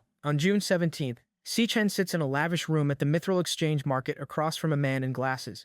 Si-Chen tells the man he came to discuss two things. The first is his debt. He asks for one more week to pay it off, explaining that tying for first place left him 500,000 short of his expected payout. He takes a sip of water and moves on to the second, much more important issue. He looks directly at the man and reveals that he actually came from 10 years in the future. He explains that 10 years from now, the world is destroyed by a group of Demon King, and he is the last surviving Awakener from that timeline. He tells the man that the first Demon King to arrive is named Wrath. Wrath started the invasion with a massive shockwave that tore the world to pieces. Si-Chen then explains that during this disaster, a businessman named Xingji stepped forward and donated a special piece of equipment he built himself, an item known as the Calming Stone. Si-Chen explains that the Calming Stone saved countless lives by neutralizing Wrath's waveform attack, buying humanity enough time to fight back. Hearing this, Xingji stands up in complete shock. He confirms that he designed the Calming Stone specifically to defend against wave-type magic, but he is stunned because the device is currently nothing more than a concept in his head. He starts to realize Si-Chen might actually be telling the truth about coming from the future. Si-Chen looks at him and tells Xingji to come work for him. The scene shifts back to the present on June 26th at the Mithril Exchange Market. Xingji tells Si-Chen that his debt is officially paid in full. He opens a display case holding Si-Chen's massive jagged sword, which is emitting a purple aura, and tells him to take his weapon back. Si-Chen agrees. Si-Chen hands over a bag of materials he collected from the dungeon to cover his interest. Xingji opens it and finds a blade arm mantis arm and a purple monster core. He is impressed and tells Si-Chen that the loot is great and he never disappoints. Xingji then asks about Si-Chen's application to the Black Crow Guild. Si-Chen calmly replies that he got rejected. Xingji is surprised and assumes this means Si-Chen's trip to Tianshan will be delayed. Si-Chen corrects him, saying he is actually moving his plans forward. He explains his new 3-step plan to Xingji. First, he will build his own guild from scratch. Second, he will level it up to gain access to higher tier dungeons. Third, he will head to Tianshan and hunt down the specific dungeon where Wrath is hiding. But Si-Chen admits there is one thing he failed to calculate. He looks at Xingji and reveals that Wrath might already be active in this world. Xingji is completely shocked by the news. Xingji slides a small MP3 player across the desk. The device emits a visible wavy aura. He asks Si-Chen if this will help, explaining that it plays a pop song written by a friend, but he specifically encoded it with beta frequency waves. He tells Si-Chen that this is the most effective defense he can make right now. Si-Chen looks surprised. He asks Xingji if he really managed to put all of this together in just 1 week. Xingji pushes up his glasses and replies that if the future is truly going to be destroyed like Si-Chen warned him, he had to take it seriously. Xingji explains how he plans to distribute the counter-frequency. He contacted a superstar named Michael Bruno, who will perfect the track and release it as his new lead single. With his influence in the music industry, the song will spread everywhere within a week. Xingji recalls Si-Chen telling him that these beta waves are the key to suppressing Wrath's alpha wave attack. Pushing up his glasses, Xingji admits that if the future really is facing destruction, then building this defense is the most meaningful work he has ever done. He suddenly remembers he has one more item for Si-Chen. Activating his glowing blue storage ring, Xingji pulls out a high-tech watch. He calls it a Demon King radar, a device he reverse-engineered himself. He explains that if it ever detects the energy of an S-rank demon or higher, it will immediately trigger an alarm and lock onto the exact location. Xingji pushes up his glasses with a frustrated sigh. He admits that he wishes he could become an Awakener too, believing he could make a real difference in the fight, but he knows he doesn't have the power. Si-Chen looks at him and tells him he has already done more than enough. He tells Xingji to leave the rest of the work to him. Internally, Si-Chen thinks about the threat ahead. Wrath is the first Demon King to appear, and the information he has about the monster is still far from enough. He just hopes nothing else goes wrong from here on out. At 8:30 p.m., heavy rain falls outside the first hospital of Zhangtian district. Inside a hospital room, Jin Tuol Sin, he's strapped into a straitjacket with bandages wrapped around his head. His mind is completely broken. He laughs uncontrollably and barks like a dog, even calling himself a dirty mutt. His father, the hospital director, stands over the bed, just sweating and shaking with anger. Seeing his son reduced to an animal, it just makes him snap. He screams, demanding to know who did this to his boy. He turns to a group of people standing in the shadows of the room. He calls them the top A-rank awakeners in the country and gives them a direct order to find out what happened. He tells them he doesn't care about the consequences or the methods they use. He just wants the person responsible found and made to pay. One of the assassins, a pale man holding an umbrella with a glowing purple handle, he smiles. He accepts the order and promises to bring the target's head back before the day is over. The pale assassin pulls a glowing purple blade from his umbrella, accepting the job. Suddenly, the entire hospital room starts to shake. The tremor catches everyone off guard. Before they can even react, a massive pressure fills the air. The hospital director is completely overwhelmed. He drops to his hands and knees and just vomits on the floor. The A-rank assassins feel the crushing weight just as much. The large man with an eye patch struggles to breathe, noting how heavy the air has become. The pale assassin grips his weapon and warns the group that there is something incredibly strong right outside their door. Out in the red-lit hallway, heavy footsteps echo. A dark, herd silhouette walks straight toward their room. The female assassin readies her glowing blue claws, and the man beside her aims his guns at the closed door. They listen as the heavy footsteps stop right outside. The door swings open, and a large clawed foot steps into the room. A tall, horned silhouette stands in the doorway under the red emergency light. The assassins freeze as they get a clear look at the monster's glowing red eyes and jagged teeth. The creature chuckles and says it looks like it's finally time to eat. A system text appears, identifying the monster as